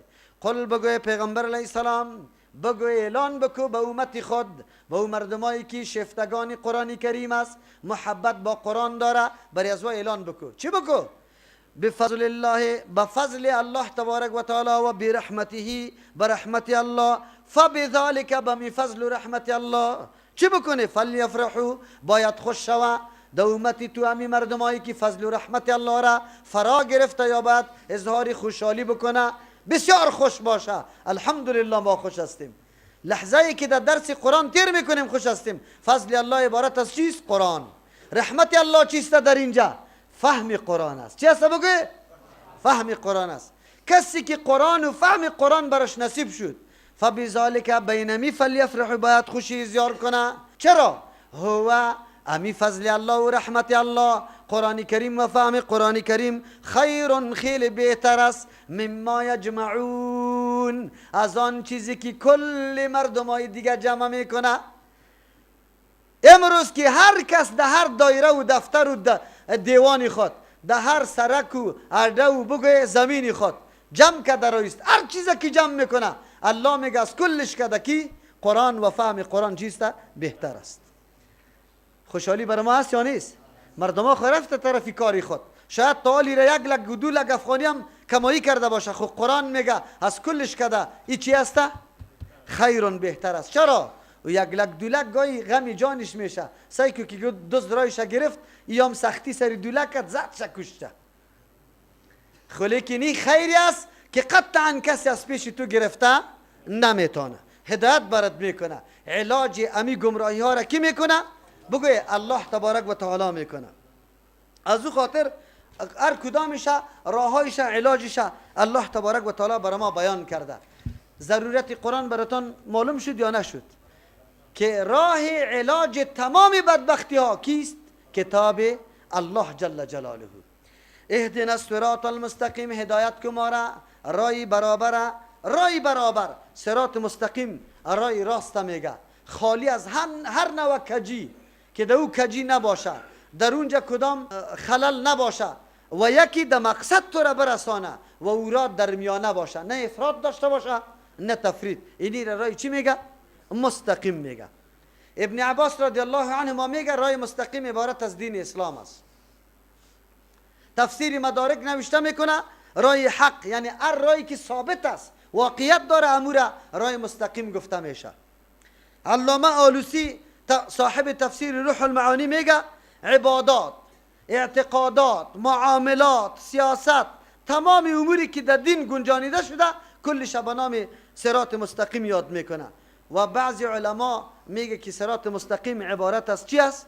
قرآن کریم است. لیکن در آیات قرآن کریم صراط مستقیم چی را گفته؟ چند چیزه؟ 4 چیزه صراط مستقیم در قرآن کریم گفته. اول توحیده، عقیده یک تا پرستی کی را؟ الله متعالی. میکشیم سوره مریم آیت 43 را که با آیت ها ثابت شوه که صراط مستقیم کدام است. بعد از او کسی که اینی راه روان است در صراط مستقیم است که نباشه نیسته. از آیت 41 شروع میکنیم که مطلب حل شوه. الله می فرماید اعوذ بالله من الشیطان الرجیم واذکر، یاد کو پیغمبر علیه السلام، بیان کو، یاد کو، فی الکتاب در قرآن کریم ابراهیم علیه السلام داستانش، واقعیش که سبب هوشیاری و بیداری مردم شوه، مردم حقیقتا را درک بکنه. ابراهیم یک شخصیت است، یک انسان است، در مقابل دولت، قوم، پدر کلگی قیام کرده، لحاظا نمیکنه که پدرم است قومم است، لحاظداری نداره. چی میگه؟ انه کان صدیقا نبیا، یقینا ابراهیم خلیل الله راستکار بود، زبانش، عملش بالکل راست بود. چیزی را که میگفت خلل ملل دیگه موجود نمیشد. نبیا، پیغمبر بود، مردم به توحید الله دعوت میداد. اذ قال لابیه، اول دعوتش برای پدر بود. در آن وقتی که قابل یادآوری است که میگفت برای پدری خود یا ابتی، پدر جان، لما تعبدو، چرا عبادت میکنی ما او چیزی را، لا تسمعو که تو نمیشنوا چیزی را، لا یسمعو که چیزی را نمیشنوا، ولا یبصرو چیزی را نمیبینه، ولا یغنی دفع نمیکنه عنک از تو شیئا چیزی را، چرا عبادت میکنی؟ سجده برای ازو میکنی، در حاجتهای تاواز برای ازو میدی، بت میشنوا، بت میبینه چیزی را از تو دفع کده میتونه؟ الله تبارک و تعالی مثال او کسایی که بغیر الله در دیگه طرف آواز میده، مثال از وارم باز در سوره عنکبوت بر ما بیان میکنه. قبر میشنوه، صاحب قبر میشنوه، خو میبینه، از تو چیزی را دفع کده میتونه؟ صاحب قبر خو انگلیسا گرفتن به نام آثار قدیمه کلش لچ کردن، اما قبرهای اولیای ما رم من تانستن یا نتانستن؟ خو مردما میگه وی نمیبینی که در طرف چار قلا میری اینجا، از چاره حاجی یعقوب تیر میشی اونجا، چی میگه؟ شهید است در بین سرک، کسی ورداشته نتانسته. در قلای مراد بیگ یک کلا آن بگندیسته، او را بلدوزر نورداشته. ما بار تقاضا کردم که امی شاروالی بلدوزر را در دستی ما بده که چطور میوردارم.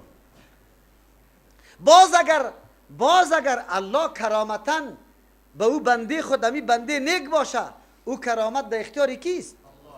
این مانا را نداره که بس دیگه ای حاجت رواست تو در مشکلات برش آواز بده. او خو الله عزتمندی یک بنده خود ظاهر میکنه.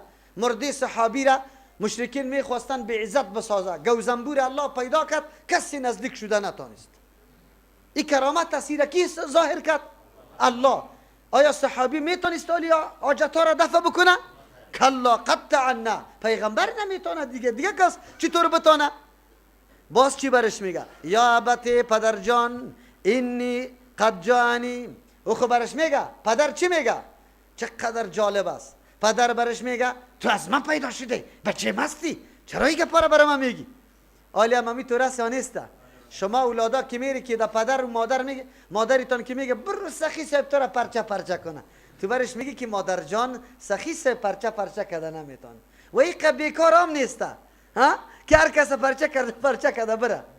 این کلمه شرک است، نعوذ بالله. این نسبت به سخی صاحب کردن غلط است، نادرست است. باز چی برات میگه؟ بره یک روز در مدرسه رفتی در ترجمه عالی برای من ملاقات خدا جور کردی، ها؟ اما تو میگه نمیگه. شما مثل دلیل ابراهیم خلیل الله واره دلیل برش بگوی. ابراهیم خلیل الله پدر گفت بله تو خود پدر هستی، مقام و منزلتت بسر و چشم، لیکن یک امتیاز از تو دارم. و کدام امتیاز است؟ یا ابتی، پدر جان، اینی قد جانی، یقینا بر ما آمده، من العلم، از علم، یعنی وحی آمده، ما اوتر وحی لم یأتی که بری تو نامده، ما چیزی را حاصل کردم که تو حاصل نکرده ای، مرا ملامت نکو. تو هم به پدر و مادرت بگو که ای پدر جان، من امروز در یک حلقه درسی رفته بودم که تو نرفته ایده، او اگر تو بری از ما که خیلی پیشتاز میشی. فتبعنی، پس اتباعی مرا بکو. گفت فقلدنی، تقلیدی مرا بکو. گفت یا فتبعنی. چرا فتبعنی میگه ابراهیم خلیل الله؟ میشناسه؟ یعنی اگر دلیل برات پیش کردم تابعداری مرا بکو. دلیل اگر پیش کردم، اگر دلیل نباشه بس تابعداری مرا نکو. فتبعنی، تابعداری مرا بکو. عهدی که برات راهنمایی میکنم چی را؟ صراطا سویا، راه درست و برابر که صراطی چی است؟ مستقیم است. و کدام است؟ یا ابت لا تعبد الشیطان، اطاعت شیطان نکوی پدر جان. ان الشیطان، یقینا شیطان، کان للرحمن، او بذات مهربان هم، عصیا، نهایت نافرمان بود. این کار نکو. باز چی میگه؟ یا ابت این اخاف، مخو میترسم، برای دلسوزی برات میگم، ای دشمنی ندارم، پدرم هستی، ما اینمی قدر بادی سبک نمیخوایم که در چیره مبارکت بخوره، من حیث پدر قابل احترام هستی. ترس دارم این نصیحت که برات میکنم، میگه پاره که میکنم از روی دلسوزی است. چی دلسوزی است؟ اینی اخاف، ما میترسم، ایمسک که برسه بر تو عذاب من الرحمن، عذاب از جانب الله در دنیا یا در آخرت. فتکون، تو میشوی للشیطان، برای شیطان، ولیا، یعنی قرین و همراه در عذاب. قطع شیطان یک جای، قال پدر برش چی میگه؟ اراغب انت عن آلیهتی، تو رغبت کننده استی، میلان کننده استی از عن آلیهتی، از معبودای ما. ایگه باره نو پیدا کردی. حالی شما را چی میگه؟ ها؟ خب حالی تو میگی که زیارتا چیز نمیتونه.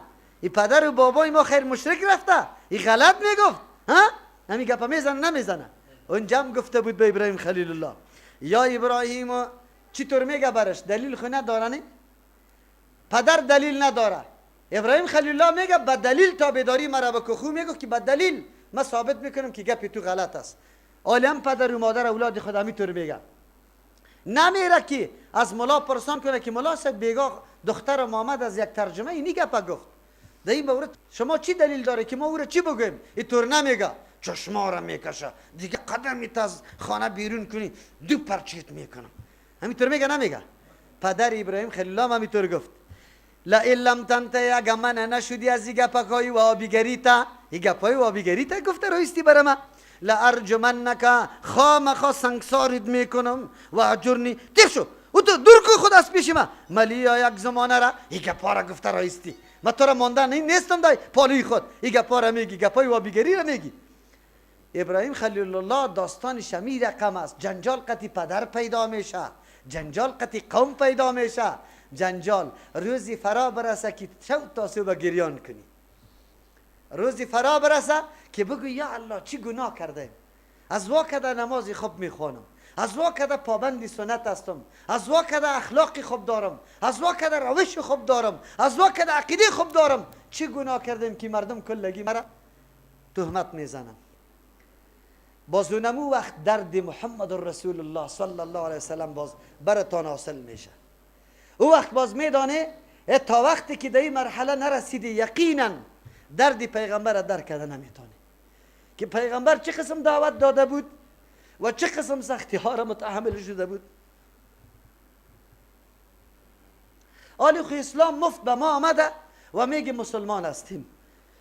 الله اکبر. زمانی که در اللهم صل میرسه و میگه علی محمدin، امی سختی های پیغمبر را در ذهنتان بیاره که یقینا الله رحمت کو سر پیغمبر.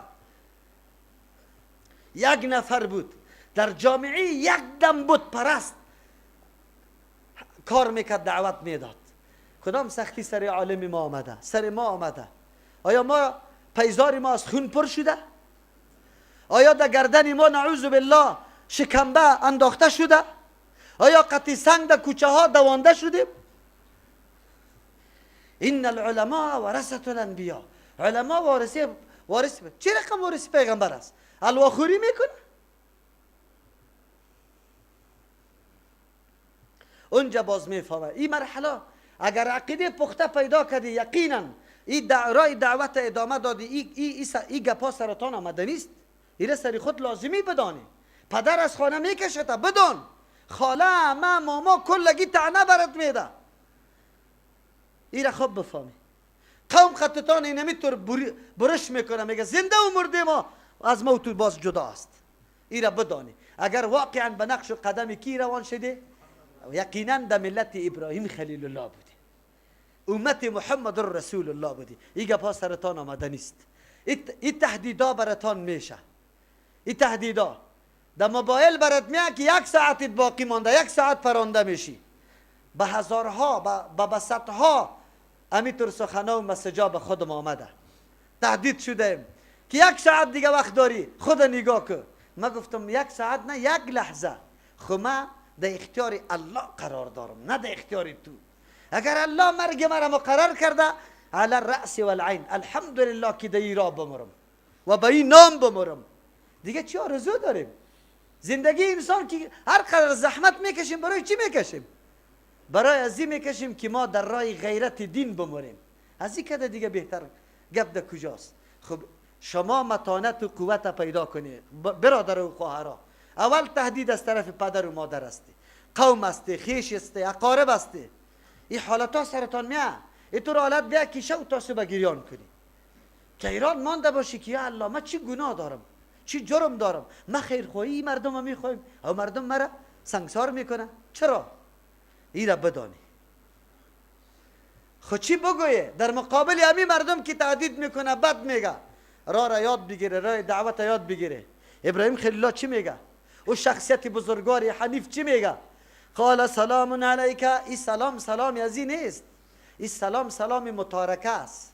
پدر جان دیگه ما خو نصیحتی خود کردم برات، او که تو نمیپذیری ما تو با هم جدا موحد و مشرک با هم یک جا شده نمیتون. سلام علیک، سلام بالای تو چی مانا؟ ما تو با هم جدا شدیم بس است. صحیح است که نسب پدرم هستی، اما مهم نسب نیست، مهم چیست؟ عقیده است. ما را که متحد و برادر میسازه کی میسازه؟ عقیده میسازه، نسب نمیسازه. از او خاطر میگم ساستغفر، بازم بنابر پدر بودنم بخشش طلب میکنم لکه برای تو. اینجا مراد از بخشش طلب هدایت است. از الله دعا میخوایم که تو را هدایت کنه. انه کان بی حفیا، الله ما خو سر ما خیلی مهربان است، شده میتونه دعای ما در حق تو قبول شوه. آخرین که پدر چشما را سرطان کشید کدام را داره؟ دعا کردن. کدام دعا؟ دعای هدایت. دمی ترجمه قرآن دمی وقت آخر دستی تبالا که یا الله پدر و مادری مرا هدایت کو، برادری مرا هدایت کو، همشیره مرا هم هدایت کو، کاکا و مامای مرا هم هدایت کو. انشالله دعا قبول میشه. یک روز است که امی پدر قدری تو را بکنه، از کل بچه کده تو را قدر بده. چرا؟ حقیقت در کده فهمیده. برات میگه که بچیم یک اولادم تو بودی، واقعی اولاد بودی. مادر قدری تو را بکنه، قوم قدری تو را بکنه، کاکا. این روز هم میرسه، همین تو روز میرسه که یقین به الله بکو که آنقدر دوست داره که نمیخواه که همی ادنا گپی کدام یک برگ درخت سری تو اصابت. گپی حق. و اعتزلکم، ما از شما جدا میشم، و ما تدعونه، و از او معبودایتان که شما آواز میدی من دون الله بغیر از الله در وقت حاجت و تکلیفایتان. و از کی طلب میکنم؟ شما بری از امو معبودای نام نهاد و قبرایتان طلب کنی، بتایتان طلب کنی. ابراهیم خلیل الله چی میگه؟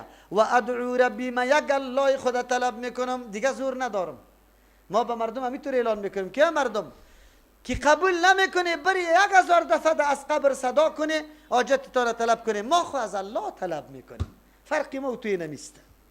عسى الله اكون بدعای ربی شقیا، امید دارم که نشوم به طلب کردن از پروردگار خود بدبخت، که از الله خود بخوام بدبخت شوم. نه، الله عاجزی به الله بکنم باز حاجتی مرا پوره نکنه، بالکل پوره میکنه.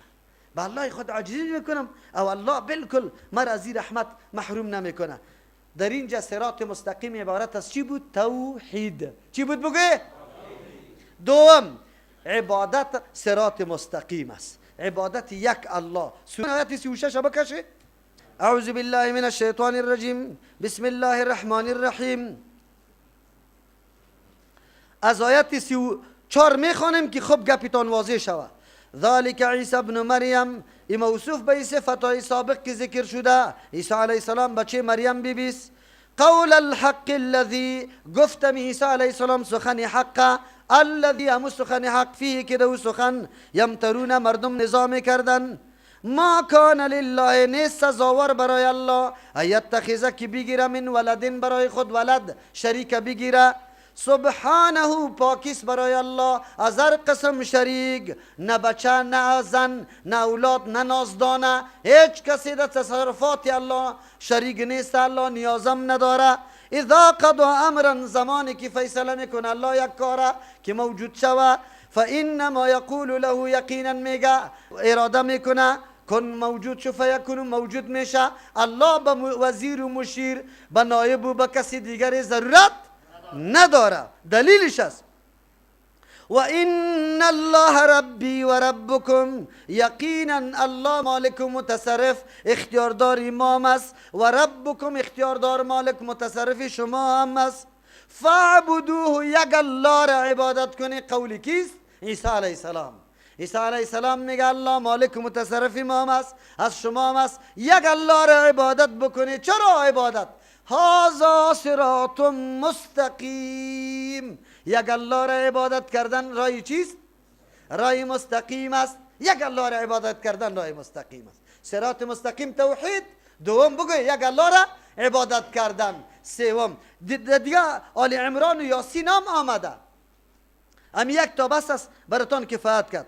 صراط مستقیم قرآن کریم است.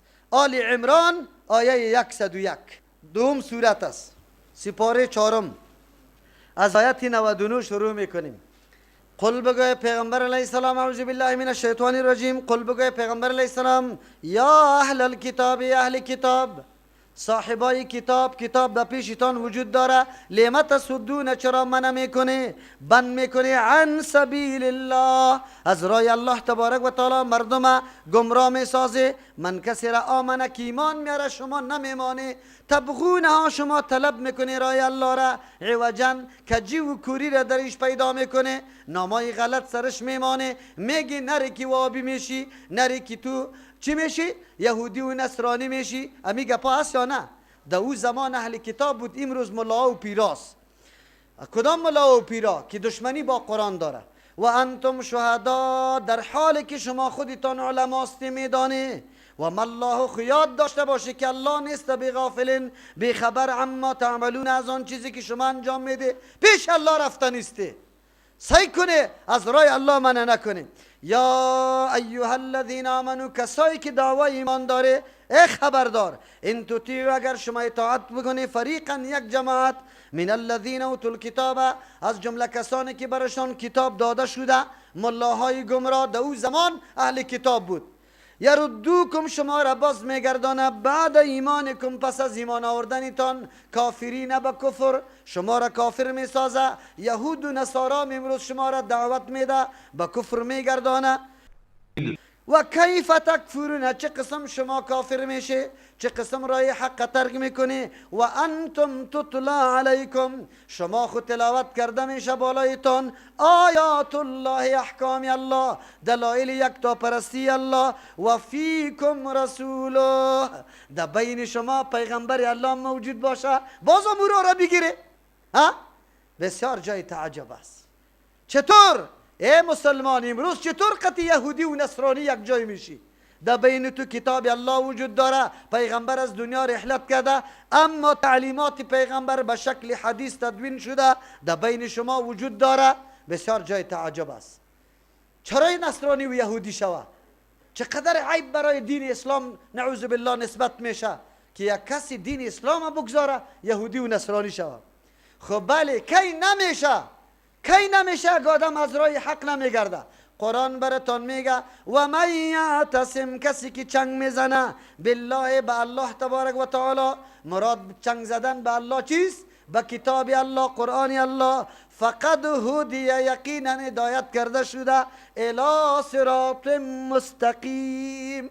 برای چی؟ کسی که به چنگ به کتاب الله داد، او هدایت شده به سوی راه چی؟ مستقیم. 4 چیز در آیت‌های قرآن کریم عبارت است چی صراط مستقیم.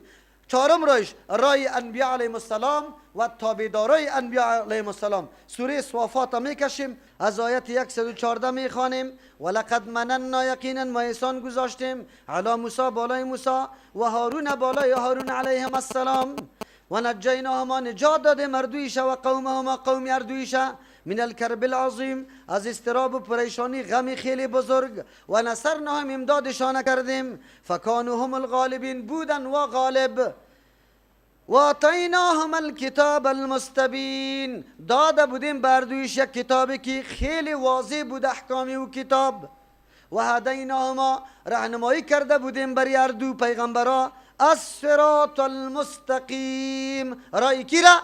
مستقیمه. رای پیغمبرا رای چیست؟ مستقیم است. پس 4 چیز شد رای مستقیم: توحید، عبادت یک الله تبارک و تعالی، قرآن کریم و رای انبیاء علیهم السلام. این به نام چی یاد میشه؟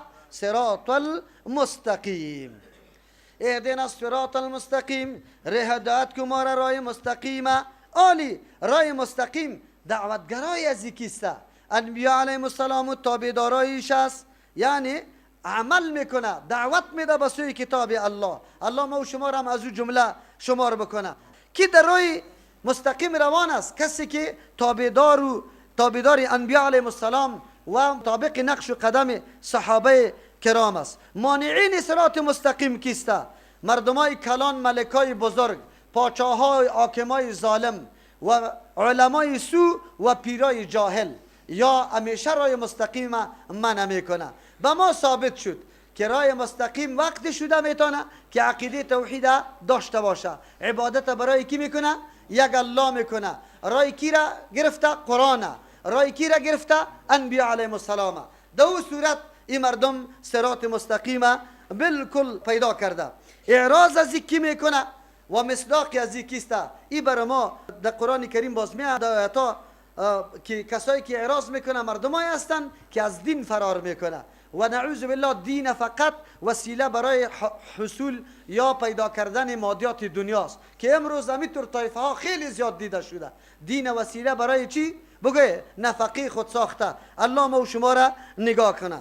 صراط الذین انعمت علیهم، رای کسانی که تو بالایشان انعام کرده ای، رای کسانی که تو بالایشان انعام کرده ای. صراط مستقیم حسی نیست که ما بچه‌شون ببینیم یکی سرکی فلانی طرف پغمان رفته یا طرفی چی پروان رفته یا طرفی پلیچرخی رفته، کدام سرک است دیده نمیشه. از او خاطر طایفه و جماعتش الله برای ما آدرس میده. صراط الذین، رای کسانی که انعمت علیهم، تو سرشان انعام کرده ای، تو سرشان انعام کرده ای. انعام الله، انعام الله منعم حقیقی الله است. چرا او وقتی به کسی چیزی میده نه غرض داره نه عوض میگیره؟ میگیره؟ نمیگیره. خب از این معلوم میشه که بزرگترین نعمت چی هست؟ کدام طایفه هایی که ذکر میشه کدام قسم نعمت دارنده است. مصداق از این کجاست؟ سوره نساء آیت 69 را میکشیم. سورت سوم است بعد از آل عمران. انشالله پیدا کرده. اعوذ بالله من الشیطان الرجیم. طلب میکنیم از الله رای مستقیمه، رای کسانی را که الله تو سرشان انعام کرده ای. کدام مردم است؟ چند طایفه است که الله سرش انعام کرده. قرآن کریم میگه در اینجا بر ما بیان میکنه و من یطع الله، کسی که اطاعت الله را میکنه و الرسول از پیغمبر را میکنه، فاولئک، ایتور طایفه مع الذین، هم رای کسانی است انعم الله علیهم که الله بالایشان انعام کرده. کی است مو طایفه؟ من النبیین، از انبیاء علیهم السلام، و الصدیقین، از اون مردمایی که اول درجه تصدیق دعوت انبیاء را کرده، دعوت ازوا را گل برش داده، و دیگه و شهدا، کسایی که فداکاری کرده قربانی داده دایی را خوری خود ریختانده یا عقیده را زنده نگاه کرده، و الصالحین، و کسانی که جماعت مصلح یک تکه جماعتی که یقینا الگو برای انسانیت می باشه همونطور دل پیدا شده. و حسن اولئک رفیقا، خیلی خوب است اینمی طایفه از روی رفاقت و همراهی که قطع از آدم رابطه خدا پیدا کنه. ذلک الفضل من الله، اینمی احسان از جانب الله می باشه که به کس نصیب میشه. و کفا بالله علیما، الله کافی است از روی علم، میدانه که کی قابلیت و صلاحیت ازیره داره. دایت خوب متوجه شوی. باز مردم ما را ملامت کنه بگویه که کتاب الله ما را به کدام طرف دعوت میده. الله چی میفرما؟ و من یطع الله، کسی که اطاعت الله را میکنه. اطاعت الله را در چی میکنیم؟ در او احکامی که در کتاب خود برای ما روان کرده. اطاعت الله به چی میشه؟ با ما انزل الله، چیزی را که الله فرستاده مکمل بپذیریم. این اطاعت الله است. خیر اطاعت الله وقتی میشه که ما کتاب الله را معلومات داشته باشیم. چی داشته باشیم؟ او معلومات کتاب الله توسط چی میشه؟ که در درسای کتاب الله شریک شویم، بشنویم که آیاتای قرآن چی بیان میکنه. خود جناب پیر صاحب به مرید خود میگه لطیفه جاری نشده، یک چند روز تلاوت قرآن بس کو. به خاطر که لطیفه جاری شوه تلاوت قرآن کریم چی کو؟ بس کو. یک کسی یک روز ناگهان خفتن در حجره نشسته بودم، خواب لنگی سفیدم در سرش بود، کمی نشست قطمه ماندن باشی کرد. بعد از خفتن یک دم گریان شروع کرد. برای من میگه که مولی صاحب مرا معاف کن. ما مذاقم کردم، من گفتم پیری پنجاب خو نیستم که معاف کنم. تا معاف کردنی الله تبارک و تعالی چرا؟ خیلی زیاد گریان کرد. بعد از گفت که مولی صاحب معاف به خاطر بکو که من در حق تو بسیار ظلم کرده. چی ظلم کرده؟ مرا خو نزده، من تو را هیچ نمیشناسم ندیده، چی رقم در حق ما ظلم کرده؟ گفت ما از ذکر الله کرده لعنت بالای تو زیاد گفته. در یک جای مرکزی بودم که همیشه از تو یاد میشد و میگفت که دین تباه کرده، مردم تباه کرده. من میگفت که لعنت الله سری آدم، نعوذ بالله. گفت یک روز تیر میشدم، در بایسیکل سوار بودم، در باغی بالا آوازی ترجمه آمد دمی گردنه باغی بالا. گفت دور خوردم تو را نمیشناختم. سوره فاتحه شروع بود، امی رقم. گفت وقتی که گپا را تو میگفتی که فقط این مسئله را من اونجا گفتم، امی مسئله را که مردمایی هستن که از قرآن منع میکنه که تلاوت نکنه. گفتم امی دستی امو کلی واقعه و صانحه سرما تیر شده بود. گفت ما هرچی که میکرد پیر صاحب که مرا میگفت که تو شور بدی شانگه کیتا که اینطور چی بجنبه، گفت نمیشود. بس مرا گفت که لطیفه جاری نیسته، 50 روز بعد تو قرآن کریم تلاوت نکنی. خودم حافظ قرآن هستم. گفت یک دم همینطور در ذهنم آمد که یاران چی طور کنم. خب بازم بیچاره کم عقل بودم نمیفهمیدم. گفت این ترجمه که ششتم همی کلی گپا سر ما آمد، بسیار بسیار به من ندامت و پشیمانی خیستم. بیرون که برآمدم از یک نفر سوال کردم که مولوی صاحب کیست؟ گفت برام گفت کی متوکل است. گفت بعد از او بسیار سخت پشیمان شدم که الله اکبر من در کدام را روان بودم و آلی امروز این چی حالت است. گفت مرا معاف کن، ما خیلی تو را دشنام دادم، لعنت گفته. خوی واقعات سری خود ما تیر شده بود، اینمی قسم مرا گفته بود. این را دین میگه، این مردمان نمایندای دین است. از کتاب الله کسی را منع کردن چیست؟ بگوی کفر است. کسی هم بجز از اینکه در حالت جنابت باشه از قرآن منع است. در حالت چی؟ به خاطر تعظیم قرآن. دیگه وقت از قرآن منع نیسته. چطور شده میتونه که یک کسی خودم نمایندی دین میدانه از قرآن منع میکنه؟ خب بله، مجلس قرآن که فامیلی که از مجلس قرآن منع میکنه باید بشناسیشه، باید بشناسیشه. چرا که باز در جمله منعم علیهم نمیه. و من یطع الله، کسی که اطاعت الله را میکنه، اطاعت الله توسط عملی کردن احکام الله میشه. او وقتی میشه که ما احکام الله را بدانیم، او وقتی میدانیم که در مجالس قرآن حاضر شویم. یک و رسول اطاعت پیغمبر میکنه.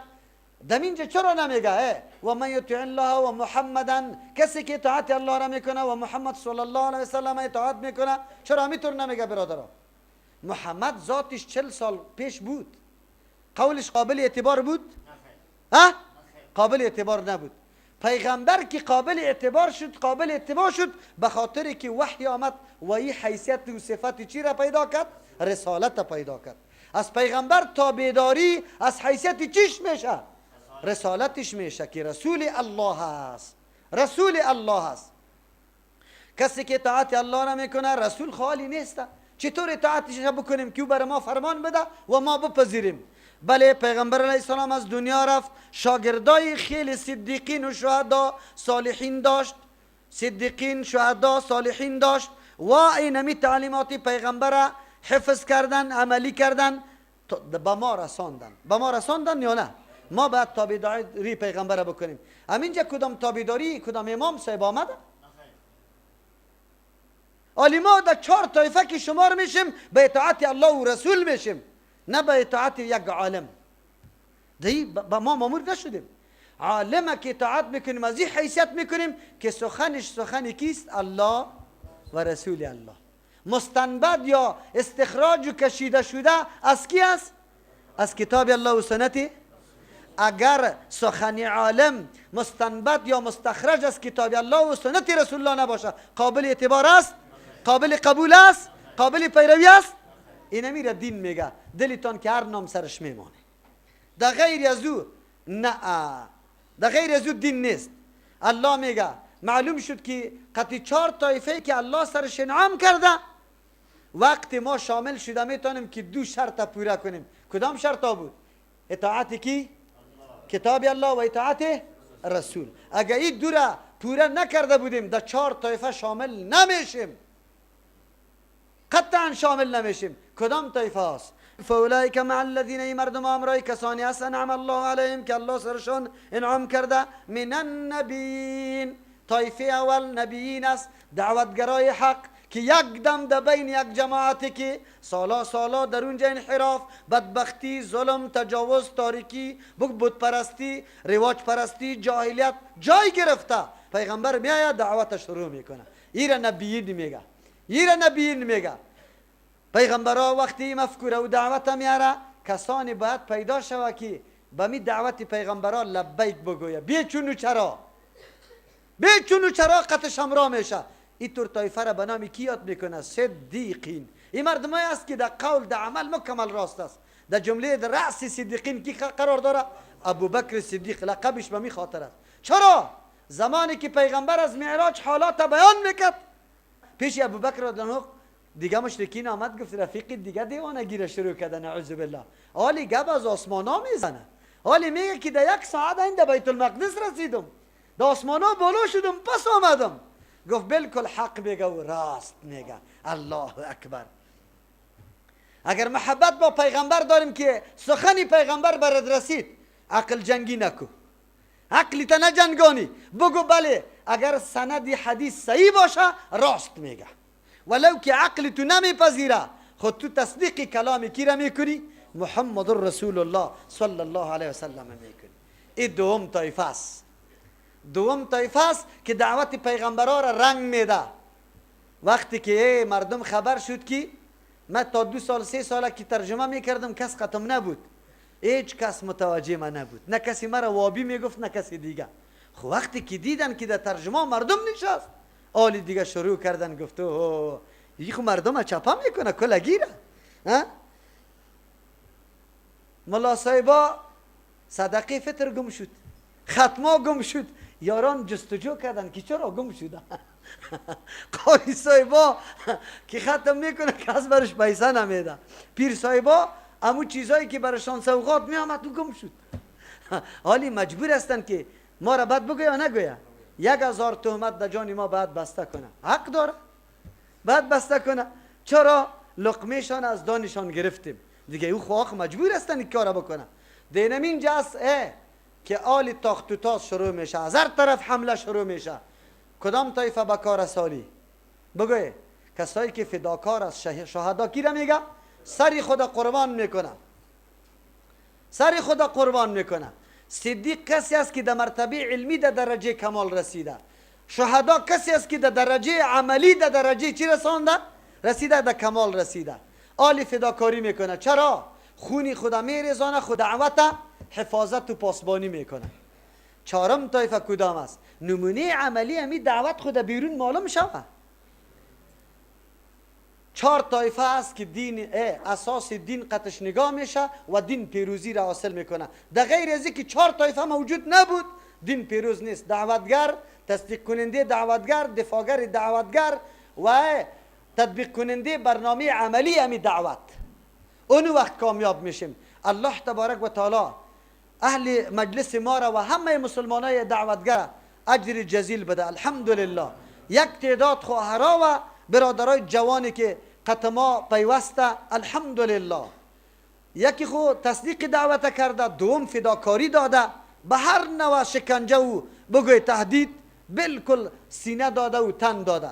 4م یقینا در زندگی عملی خود ثابت کرد که این طایفه دین اینمی دین میگه. الحمدلله. زمانی که جوان آدم میبینه که نماز میخونه، دمی حالت ازدحام، دمی حالت کشمکش خیلی زیاد است که گریان میاد. ما در تراویح اولین کسی که آب دیدیش میریزه جواناست. الحمدلله. و یقینا همون قسم الله کلی ما و شما را همین توفیق نصیب بکنه.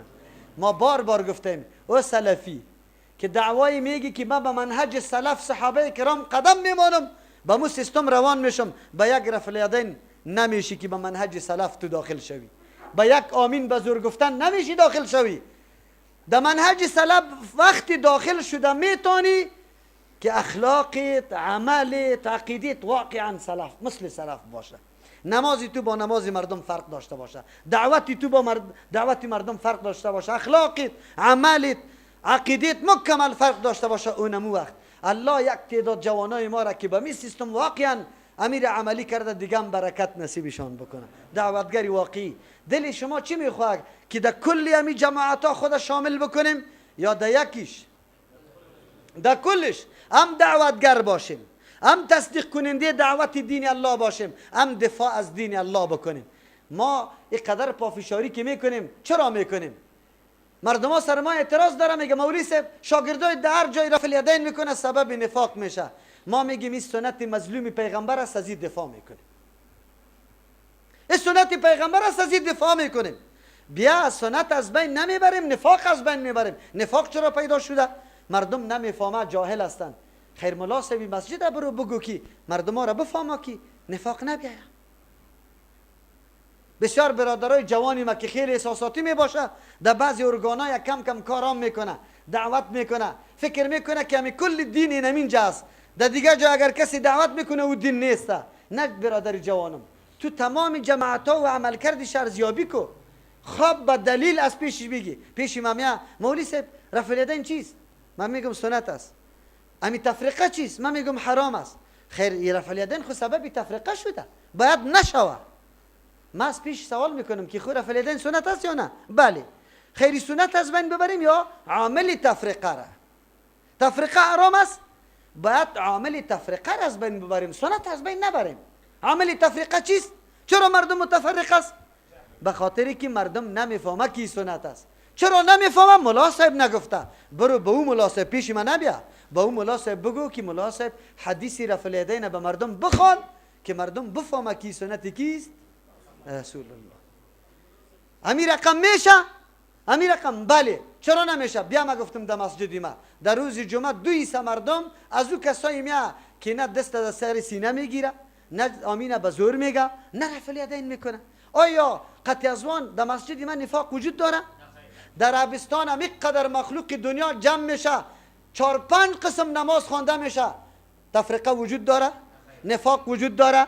یکی دیگر بد میگه، کلگی پشت یک امام اقتدا میکنه. تو جناب افغانی و پاکستانی و هندوستانی چرا رای مخالفت؟ فقط دشمنی با سنت رسول الله داره. تمام تلاشتان برای این خاطر است که سنت رسول الله عمل نشود. چی دلیل میگیره؟ اینجا کلگی در مذهب احناف است دیگه. ما مذهب احناف، کدام مذهب احناف؟ مذهب حنفی چیست؟ راستی تا بگو. امام ابو حنیفه رحمت الله علیه چی توصیه کرده؟ حنفی خو مستم تو نیستی. چه رقم مذهب احناف است؟ اگر گپ از مذهب میزنی اصل حنفی مستم، ما به توصیه از او عمل کردیم او تو نیستی. چرا میگی؟ ما احترام به کلی نظریات دارم اما ما عالم هستم. ما چطور حدیثی رفع الیدین با صدها حدیث برای رفع الیدین و یک حدیث برای ترک رفع الیدین بکنم؟ ما چطور قناعت کنم عالم هم هستم، تحقیقم کردم که ما همیشه عمل به مفضول بکنم به افضل عمل نکنم؟ الله از پیش ما احسن عمل طلب کرده. ما چرا یک سنت قبول کنم دیگه سنت رد کنم؟ امکان داره؟ نداره. از این خاطر بیایی که ما و شما خود داخل کنیم، دعوتگر جور شویم، صدیقین شویم. بله هر امر الله و رسولش که به ما میرسه با دل و جان بپذیریم، خود قربان ازو کنیم، بعد ازو فداکاری بکنیم. دین همونطور نمیشه اگر ما و شما دفاع نکنیم. اگر ما و شما سینه خدا، جان خدا سپر برای حفاظت دین نکنیم، دین باقی میمانه؟ حفاظت اینمی است. کمونستا حمله کرد، روسا با اون نیروی قوت خود آمد، مردم جهاد کرد یا نکرد؟ حفاظت دین نکرد. دین توسط مردم فداکار میشه. فداکار. الحمدلله مالی داریم. بعضی وقت ما مذاق میکنم امرای دوستای خود، ما گفتم آلی جنگ از ما خلاص شده، جنگ در من نمیرسه. آلی شما میدانی جنگ، شما میدانی منازعه و کشمکش به من نمیرسه. یک تا زنگ برام میزنه، این چی تربیه کرده؟ ای اینجا آمده اینی کارا را شروع کرده. کدام کاره؟ خلاف طریقی پیغمبر است؟ بگو ثابت کو. اگر خلاف طریقی پیغمبر است برای من بگو که اعدام کنم میشه. اگر موافق طریقی پیغمبر است مردم بفهمن که مردم بد نبینه. آسان گپ است. صالحین، جماعت صالحین هم به درد میخوره و ما در صالحین باید شامل شویم. در عمل خود به مردم ثابت بکنیم. مسجد کمپنی ما یقینا آنقدر تبلیغات میشد که هیچ پرسان نکو، هیچ پرسان نکو. خب مردم که می آمد در مسجد، این طایفه را که می دیدن، این جماعت را که می دیدن که نمازی از یا به یک دم می گفتن که او برادر اصلا ما هیچ نماز نمی خوانیم، نماز خمیچه نماز است. یقینا بسیار متاثر می شدن. این را مردم میگه دعوت عملی. از دعوت قولی کده، زبانی کده، دعوت عملی خیلی اهمیت داره. تو که در عمل خود ثابت بسازی منهج سلفه، راه و روش سلفه، انشالله باز کامیاب هستی، باز از انتقاد میبرایی، باز گپت سخنت بالکل جای خود میگیره. یقینا به شرطی که ما در عمل هم امی روش سلف پیاده بکنیم.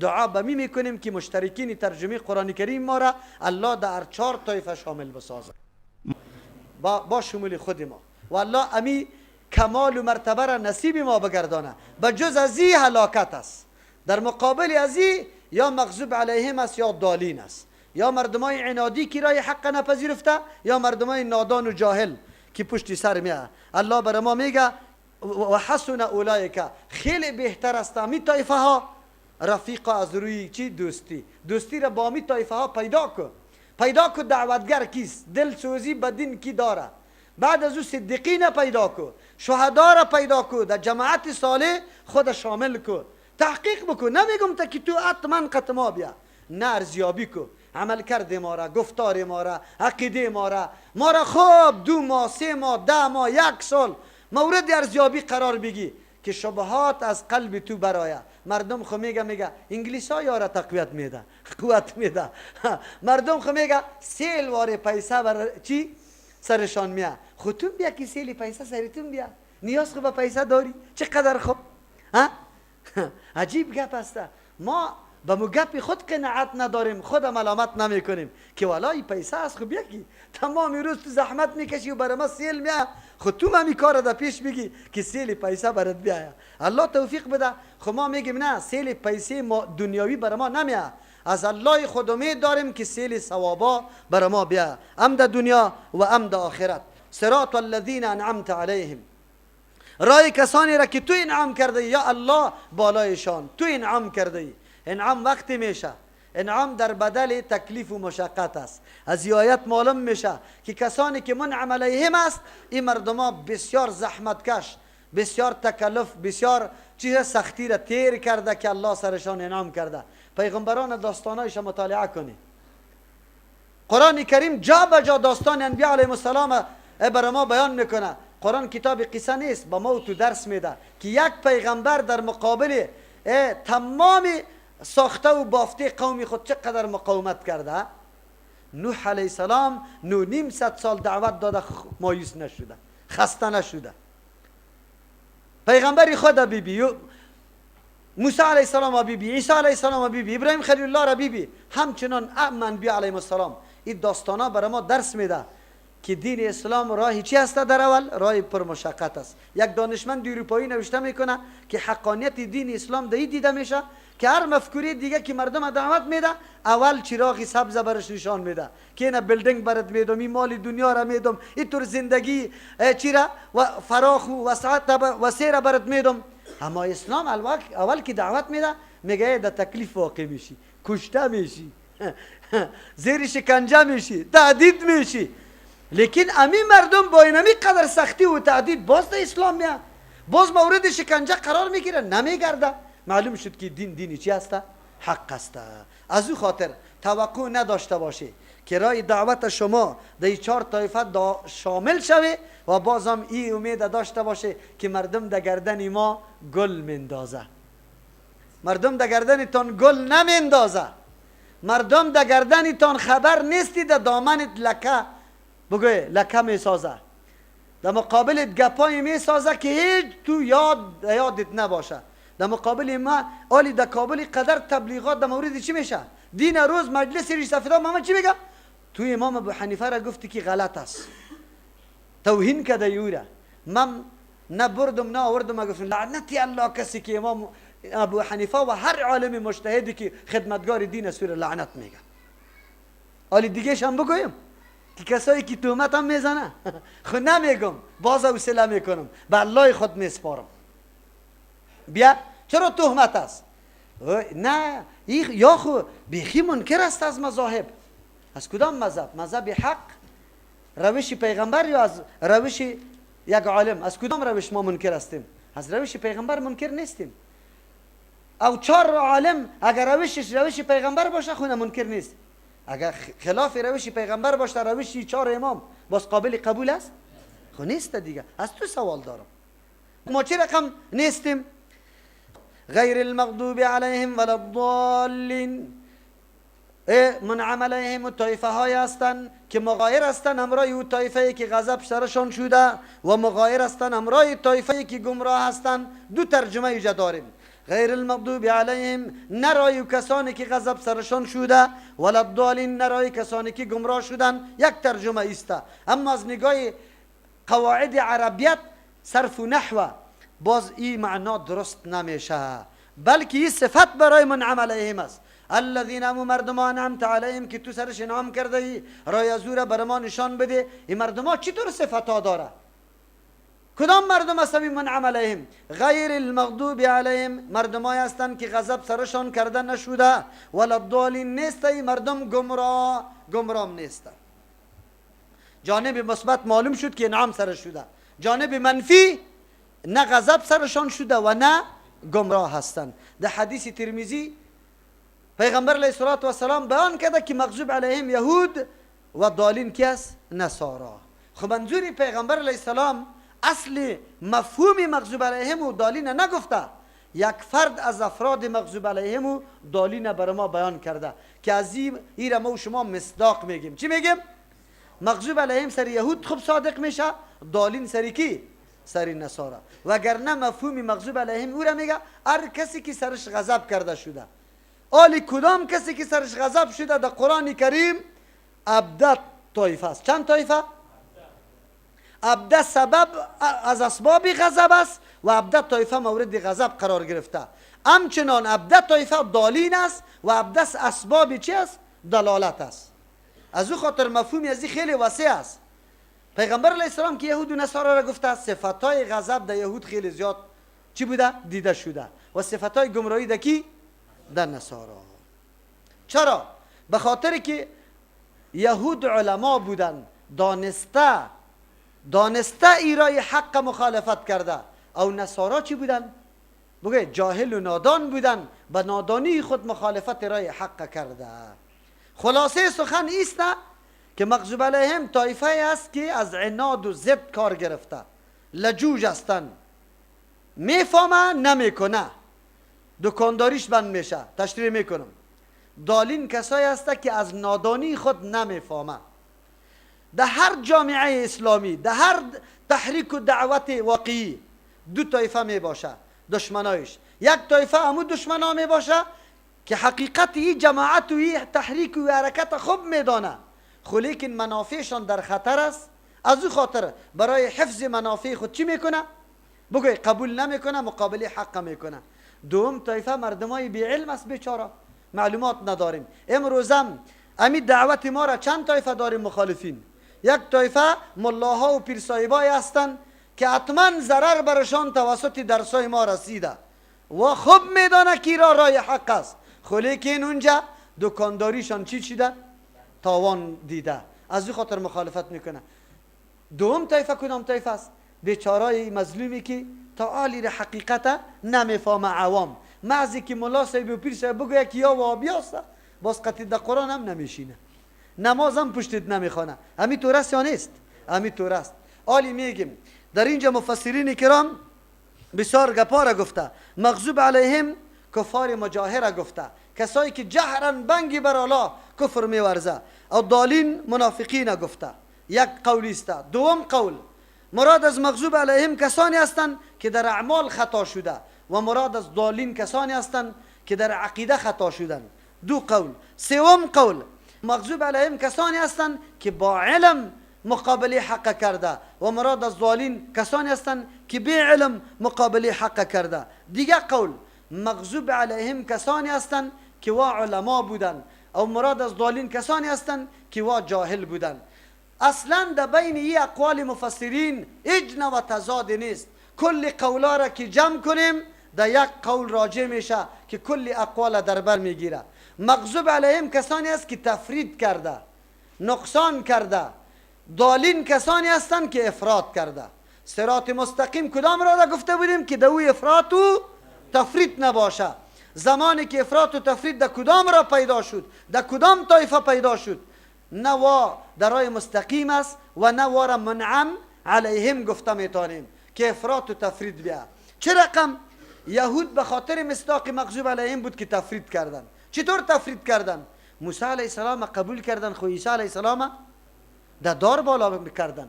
محمد رسول الله را نپذیرفتن، در حالی که قبل از آمدن پیغمبر بشارت ها را علمای کی میداد؟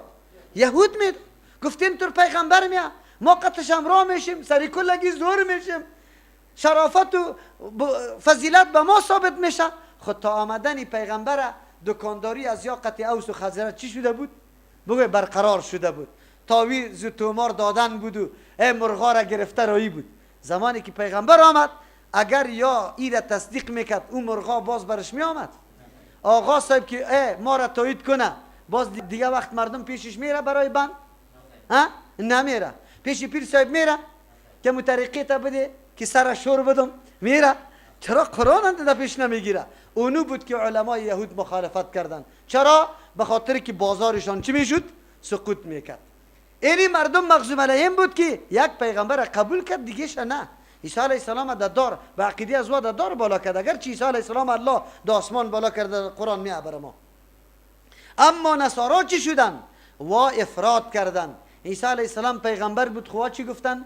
میگه یا عین الله. سه طایفه بودن، یا بچه الله است یا سوم الله است. ایرا میگه افراد. پس اصل مقصدی آیت چیسته؟ اهدنا الصراط المستقیم، الله بر ما راه درست راهنمایی کو. صراط الذین، راه کسانی را انعمت علیهم که تو انعام بالای از وا کردی. مردمای هستند که نه افراد دارن نه تفرید. چرا؟ غیر المغضوب علیهم، مغایر هستند امرای کسانی که تفرید میکنن و همچنان مغایر هستند امرای کسانی که افراد میکنن. پس راه مستقیم امو راه است که نه افراد داشته باشه نه تفرید. منعم علیهم امو طایفه است که افراد و تفرید دو نباشه. بیا اینالی ترازو و معیار بر ما داده شد. آلی ما خود طول میکنیم، در عقیدم طول میکنیم، در عملم، در علمم، در اقتصادم، در سیاستم، در اجتماعم مکمل خود طول میکنیم. تفسیری از این آیت باز در پشت سر میاد دمی سوره بقره. و کذالک جعلناکم امتا وسطا لتکونوا شهداء علی الناس. شما را اینمی قسم گردانی در امت چی؟ وسط. وسط میفهمه که نه دوی افراط است نه تفریط است. ما چطور داریم؟ ما چطور مردمی داریم که یقینا افراط تفرید نباشه؟ در بخش عقیده براتان میگم. مردمی ما دو طایفه است. یک طایفه آنقدر بیادب و گستاخ پیدا شد، نعوذ بالله، میگه ولی و یک کافرش کدام فرقی نداره، او هم یک انسان است، هم یک انسان است. امروز در دنیای غرب همینطور مردم ها هستند یا نه؟ میگه انسان ها من حیث انسان کلگی یکسان است. خلاص تفاضل در بینشان نیسته. لیکن ما میگیم چرا نیسته؟ یک انسان شب و روز در تلاش عزیز که جیب کی را ببره، جیب کی را دزدی بکنه. یک انسان خود محنت میکنه و میاد به یک انسان محتاج دیگه میده. در بین دو انسان زمین و آسمان فرق است یا نیست؟ است. اینی را مردم میگه تفرید. اینطور مردم ها تفریطی است. خو یک طایفه دیگه ما که خب دیندار است و چی میکنه؟ اولیاء را چی جور کرده؟ الله جور کرده. نه، صفات الله را به اولیاء ثابت نمیکنه، آواز برش نمیده، ذبح به نامش نمیکنه، نظر به نامش نمیکنه، در قبرش طواف نمیکنه. میکنه یا نمیکنه؟ اینی را مردم میگه افراط، زیاده روی کردن. معلوم شد که ملت مبتلا به افراط و تفریط است، رای وسط گذاشته. یک در عقیده براتان گفتم، افراط و تفریط در می مسئله عقیده حدیث پیغمبر صلی الله علیه و سلم برابر یک سخن عادی هم نمیدانه. چی کردن خیر؟ بگید تفرید کردن. چی کردن؟ حالا که سخن پیغمبر سخن کیسته؟ پیغمبر است. سخن پیغمبر سخن پیغمبری الله است. بدون اذن الله پیغمبر سخن نمیگه.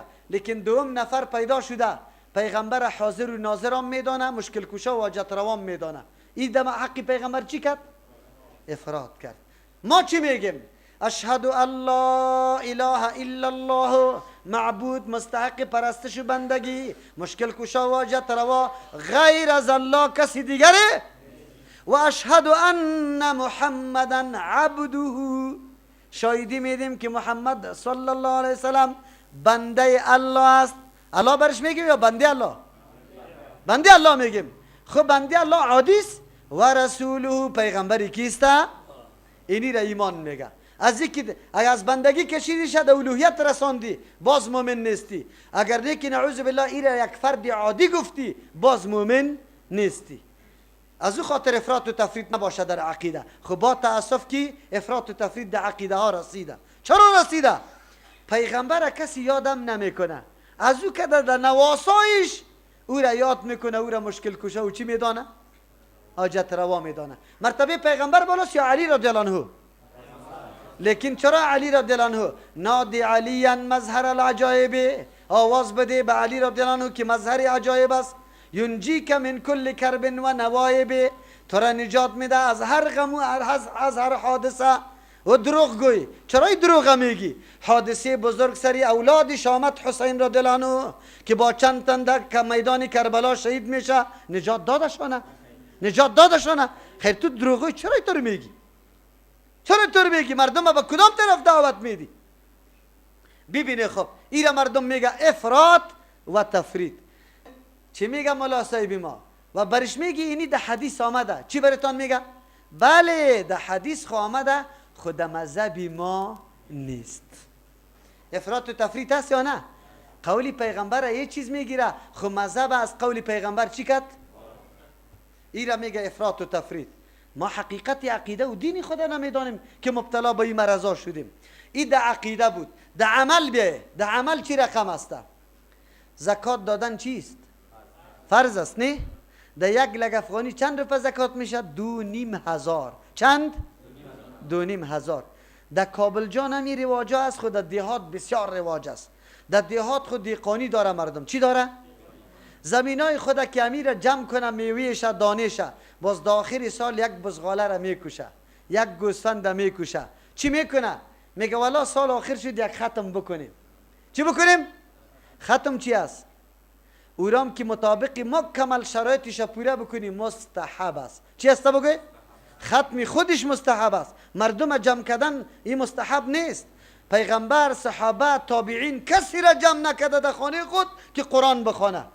من که نماز بخوانم به شما میشه، به خودم میشه. قرآن که بخوانم خیر برای کی میشه؟ عجیب است. اینجا خب دیگه کسا میشه. عجیب است. خب برو ما مستحب بگیریم امیره. مردم ای ختم میکنه. وقتی که برش میگی که بیادرکم یک لگ افغانی داری زکات بده، 10,000 در ختم مصرف میکنه، 2,500 در فرض مصرف. افراط و تفرید کرد یا نه؟ ختم ضروری دانست از فرض کردن مرتبهش بالا کرد.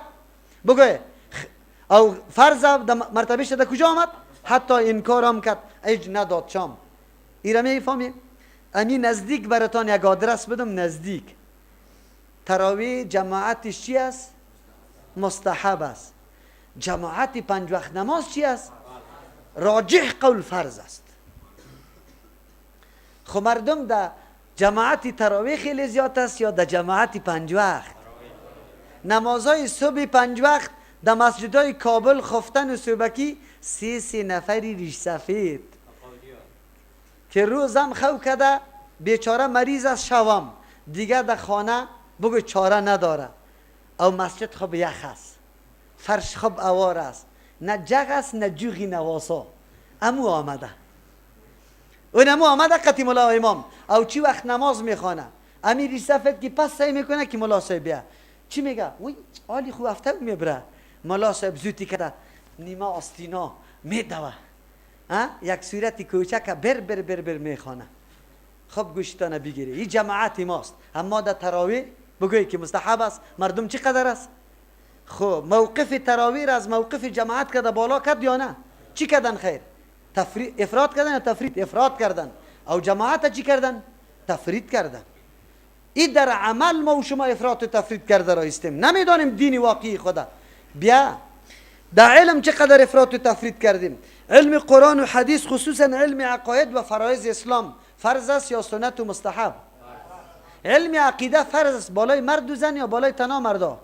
بالای مرد و زن. این فرض است. این چی است؟ انگلیسی خواندن چیست؟ در مرتبه مستحب قرار میدیم شه، به خاطر که ذریعه معاش ما شوه، کار سرش بکنیم. امروز مردم چی میکنه؟ دختری جوان خود از صوبکی در تاریکی، من یک درس در مکریان داشتم در 5 بجه صبح. در چند؟ خو لیکن در 5 بجه صبح در درس قرآن نمیمانه شه، در درس قرآن نمیمانه شه. ببینه او را 3 جای فیس هم میده، مختلط قطید بچه و دخترها کورس هم میخوانه، از نتایج خراب هم مکمل همه روزه مشاهده هم میکنه، ولی باز هم امو دختری خودم منع نمیکنه. خب وقتی که ترجمه قرآن باشه چشماش نیقه میبرایه، من دختری خودم ترجمه قرآن را من نمیکنم. دختری خود دین روز در قصری ممتاز میگه، قصری اورانوس میگه، در اونجا رقص میکرد در پیش مردم. امروز تو غیرت داری، در پیش قوال چی میکنه؟ در رخت فروشی لیسه مریم در پس کوچه چی میکنه؟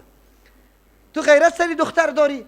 خب اینجا پیش الله رفتنیسته ای پدر و مادر، پیش الله رفتنیسته. نه خودی آمدی درس قرآن فرا گرفتی، عقیده فرضه، و نه اولادی تا گذاشتی. در روز قیامت از تو سوال میکنه یا ایها الذین آمنو قوا انفسکم و اهلیکم نارا. خدا و اولادتان از آتش جهنم نجات بده. عقیده فرض یاد بگیره. چقدر نیک. در اینجا در موتر از جای بدون مفت در موتر به حجاب دخترت میشینه، اینجا درس قرآن میشنوه، سریازی تو نعوذ بالله منع میکنی، باز در روز قیامت جواب بگو. یا الله خو همه چیز مشاهده میکنه. افراط و تفریط است یا نه؟ خب در فرهنگ ما چقدر افراط و تفریط است.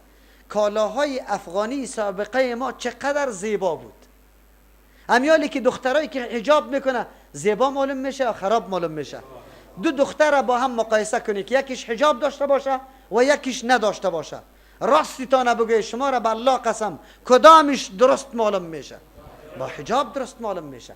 دو بچه جوان هم مقایسه کنی که خب ریش داشته باشه و خب کالای سنتی در جانش باشه، و یک کسی که آستینا تا اینجا را پتلونه که چسبم پوشیده باشه، ریشم چند قسم جور کرده باشه، خفه نشوه. اگر کسی دیگه پا مبتلا باشه اصلاح کنه خدا. خوب دیگه چیستا مویه های هم خودم چی که پشتی سر الا کرده باشه، زنجیره کم در دست اینطور میکنه، در اینجا هم یک دونه زنجیر انداخته باشه، کدامش خب معلوم میشه؟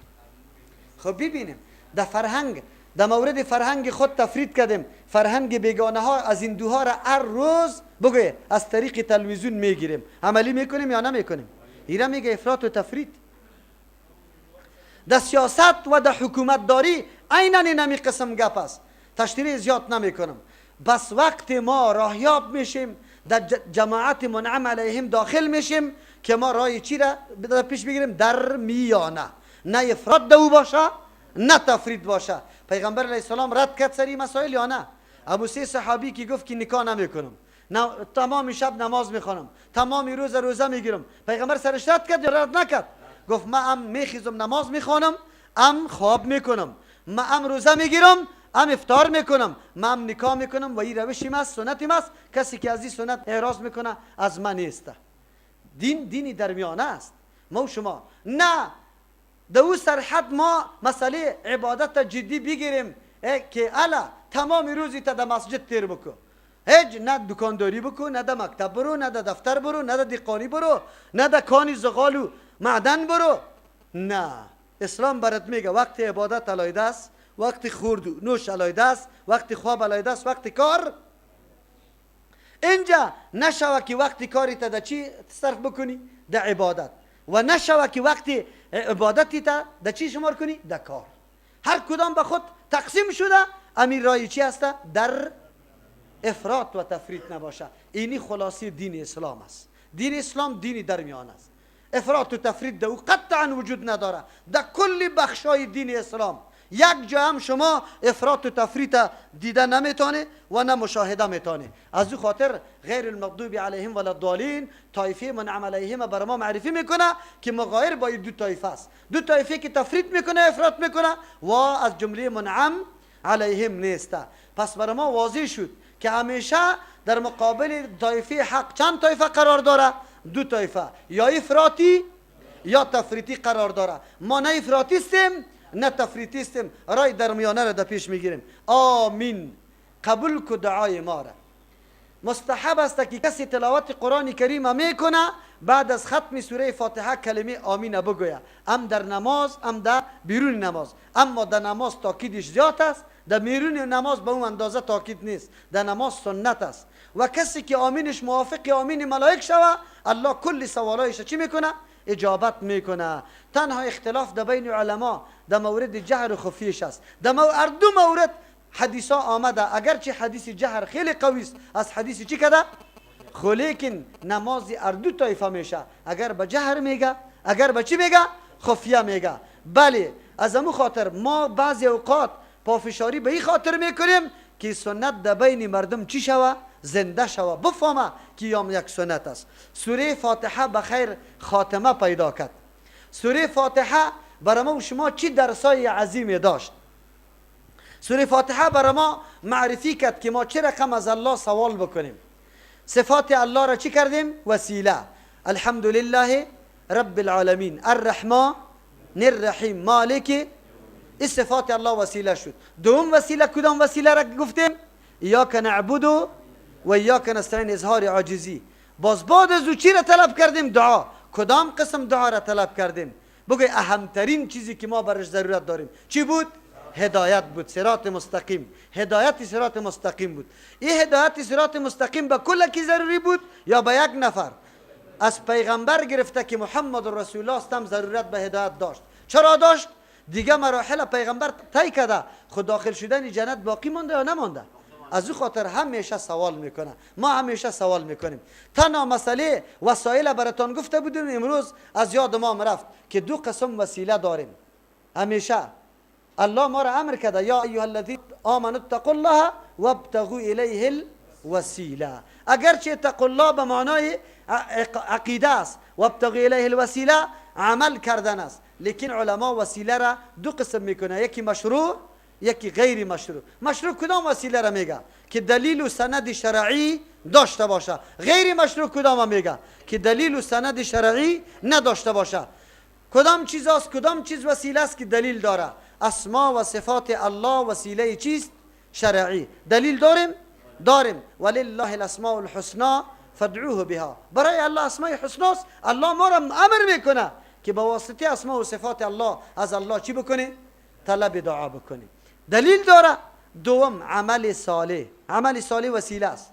چرا دلیل داریم؟ وسیله مشروع است. بله، 3 نفر که در حدیث بخاری میاد که در غار داخل شدن، باران آمده بود، ناگهان سنگ کلان در دم غار بگویم افتاد و دان غار بند کرد. هیچ وسیله زورشان نمیکشید و در بین غار آلی باقی ماندن، نمیتونستن بیرون شوه، همونجا هلاک میشدن. الله اکبر، چی درسای عظیم است. انسان در آخری مرحله که میرسه ناامید نشوی. اگر دیگه هیچ چیز وجود نداره، الله وجود داره. چی وجود داره؟ آخرین تکیهگاه انسان در کل مشکلات کیست؟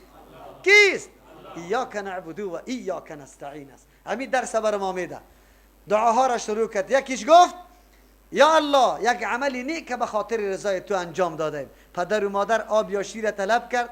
زمانی که من آب آوردم و پس خو رفته بودن، آب در دست گرفتم تا صبح، تا که پدر و مادر پس از خو بخیزه. اویلا به خاطر رضای تو الله ی عمل انجام دادیم که تو مرا مامور ساخته که حق پدر و مادر ادا کنم. اگر این عمل مقبول باشه سنگ دور شوه. سنگ یک کمی دور شد. دومگی چی میگه؟ یا الله مزدوری قطمه بود، یعنی قدر وقت یک بوز یا گوسفند اجرتش رسید، این مردکه از ما گم شد.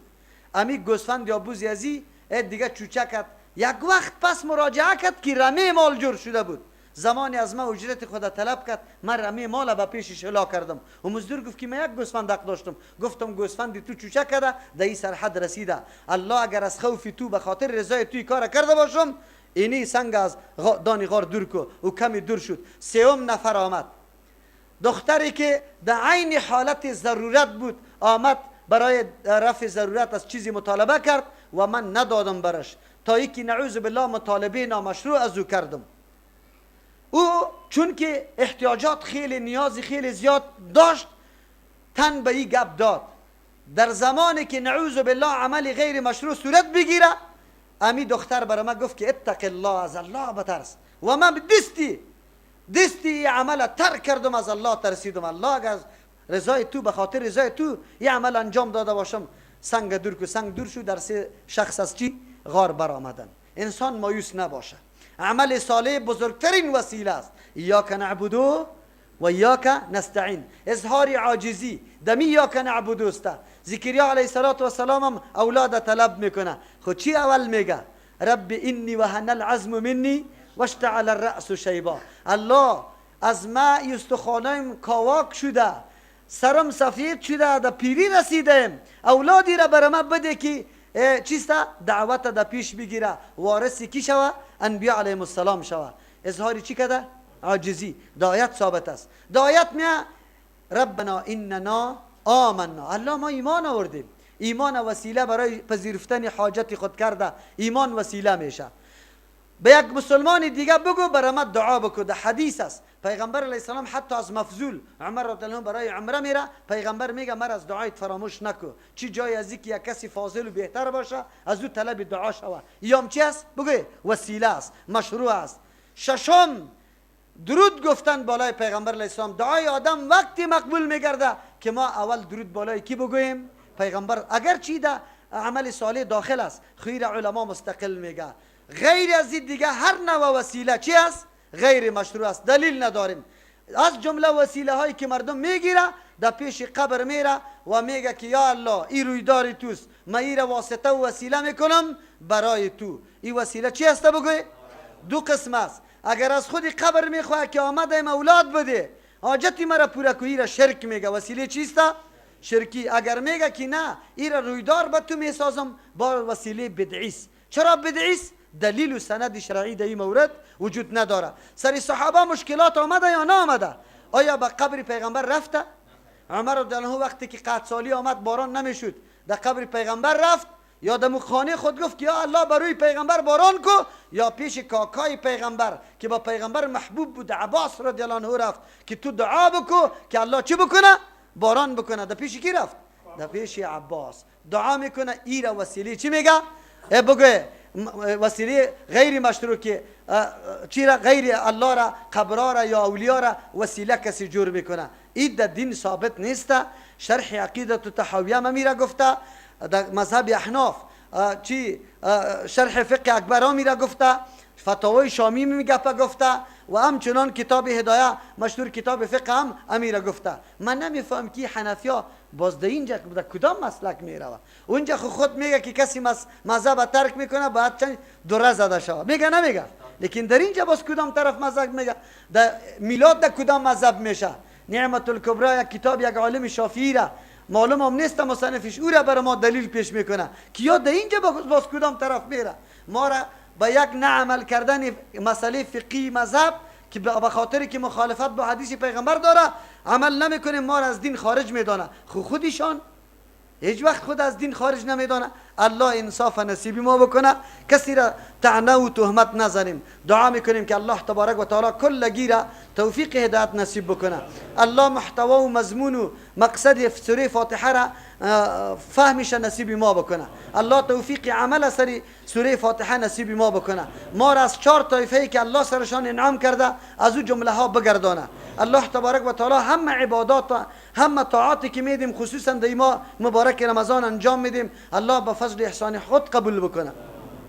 الله رحمت خود شامل حال ما بگردانه. ما را معاونت و کمک کنه در عبادت و در همه امور و مشکلات ما. الله کل مسلمان ها را کامیابی نصیب بکنه. دشمنای اسلام الله زبون ذلیل و خوار بگردانه. مجاهدینی که قدم برای رضای الله در هر سرزمین به خاطر خدمت دین میگذاره الله کامیاب کنه. دشمنانشان الله رسوا بگردانه، الله نابود بگردانه. بندی های مسلمان که در هر سرزمین است الله آزاد بسازه. مشکلات مسلمان ها هر نوع مشکلی که داره، مرداست اگر زناست، در هر نقطه جهان که قرار داره الله به فضل و برکت خود و به خاطر برکت ماه مبارک رمضان الله مشکل رفع بسازه و کلگی را شامل رحمت خود بسازه. ربنا تقبل منا انك انت السمیع العلیم. برای دریافت سلسله درس های تفسیر قرآن کریم توسط استاد ابو عبیدالله متوکل رحمه الله با شبکه یوتیوبی مولانا متوکل رحمه الله وارد شوید.